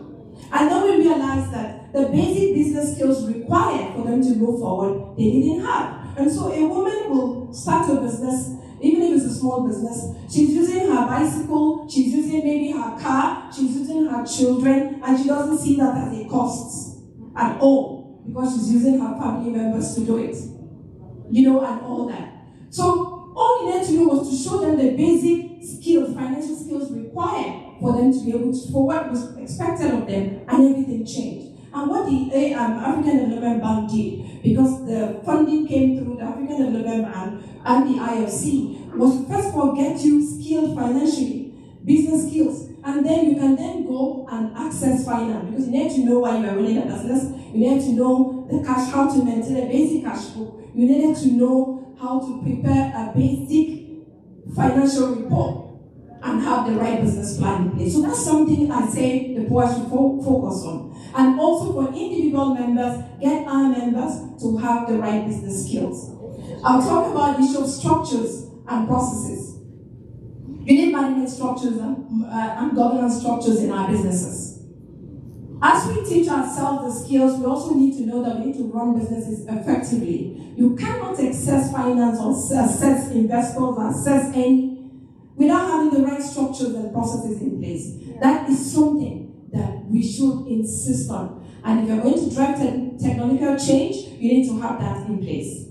In terms of collaboration, I'm happy to hear a lot that has been going in the area of collaboration, but one collaboration I would like to talk about. And you've talked also about, both of you have talked about partnerships that you've had. Fantastic.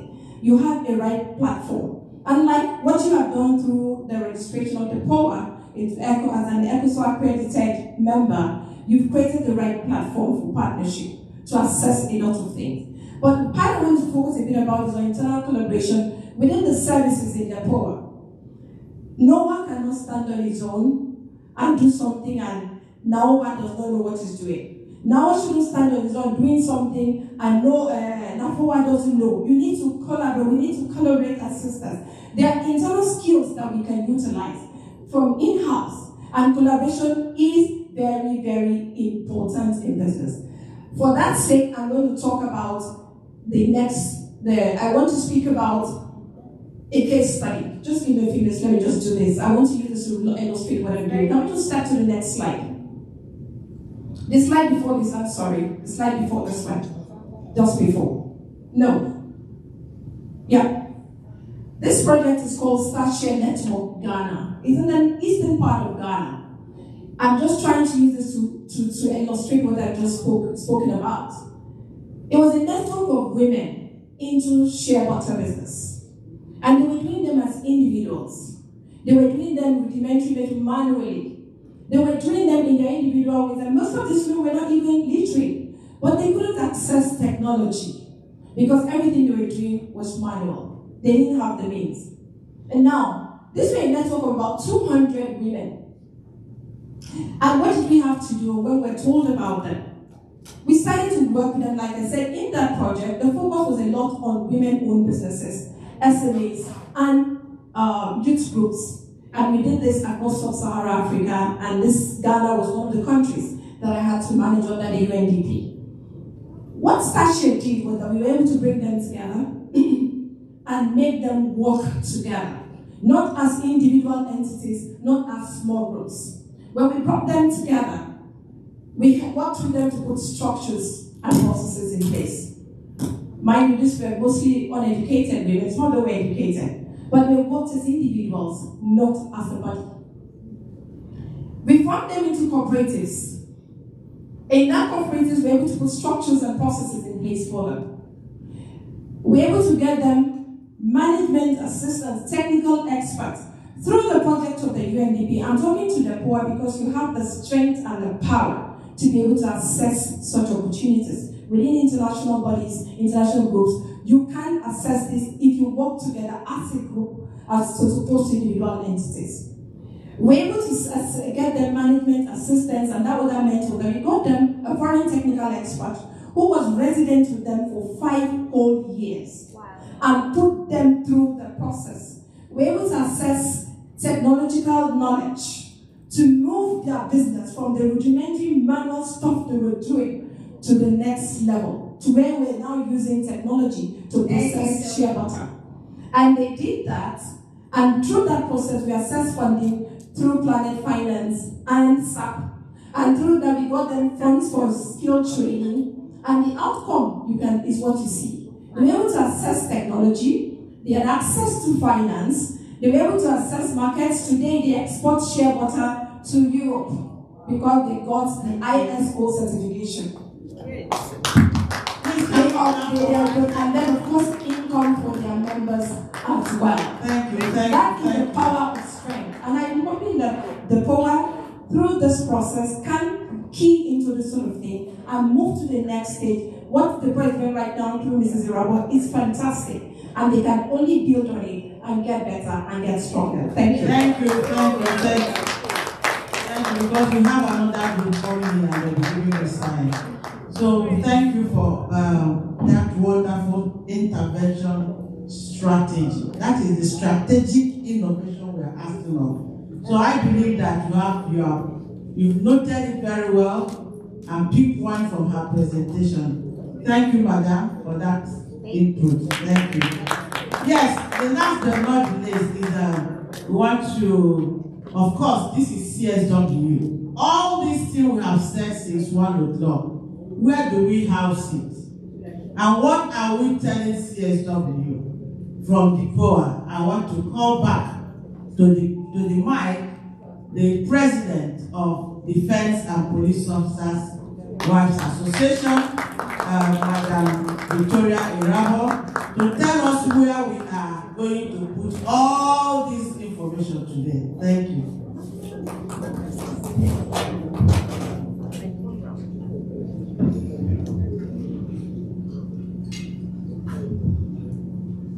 This is DEPOWA intervention statement to CSW67 session.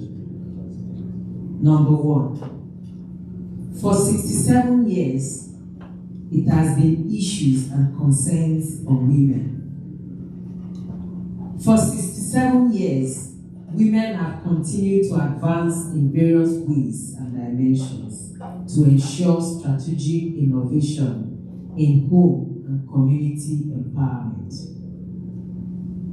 DEPOWA is today standing up to unite our voices first, UOVF, before anything, to see that women's rights is strategically positioned to explore the inherent potentials to action.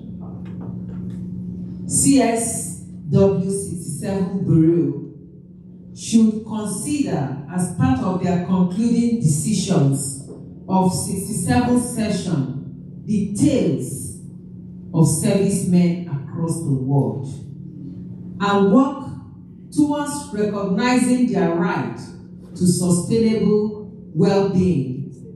And world women should stand up, uniting their voices to their right and work together to improve on all-inclusive productivity. Time has come and is now to become strategic.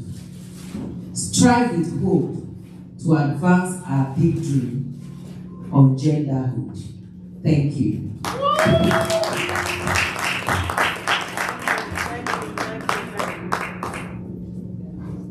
So with this, it is time for us to unite our voices, first for SDGs at DEPOWA.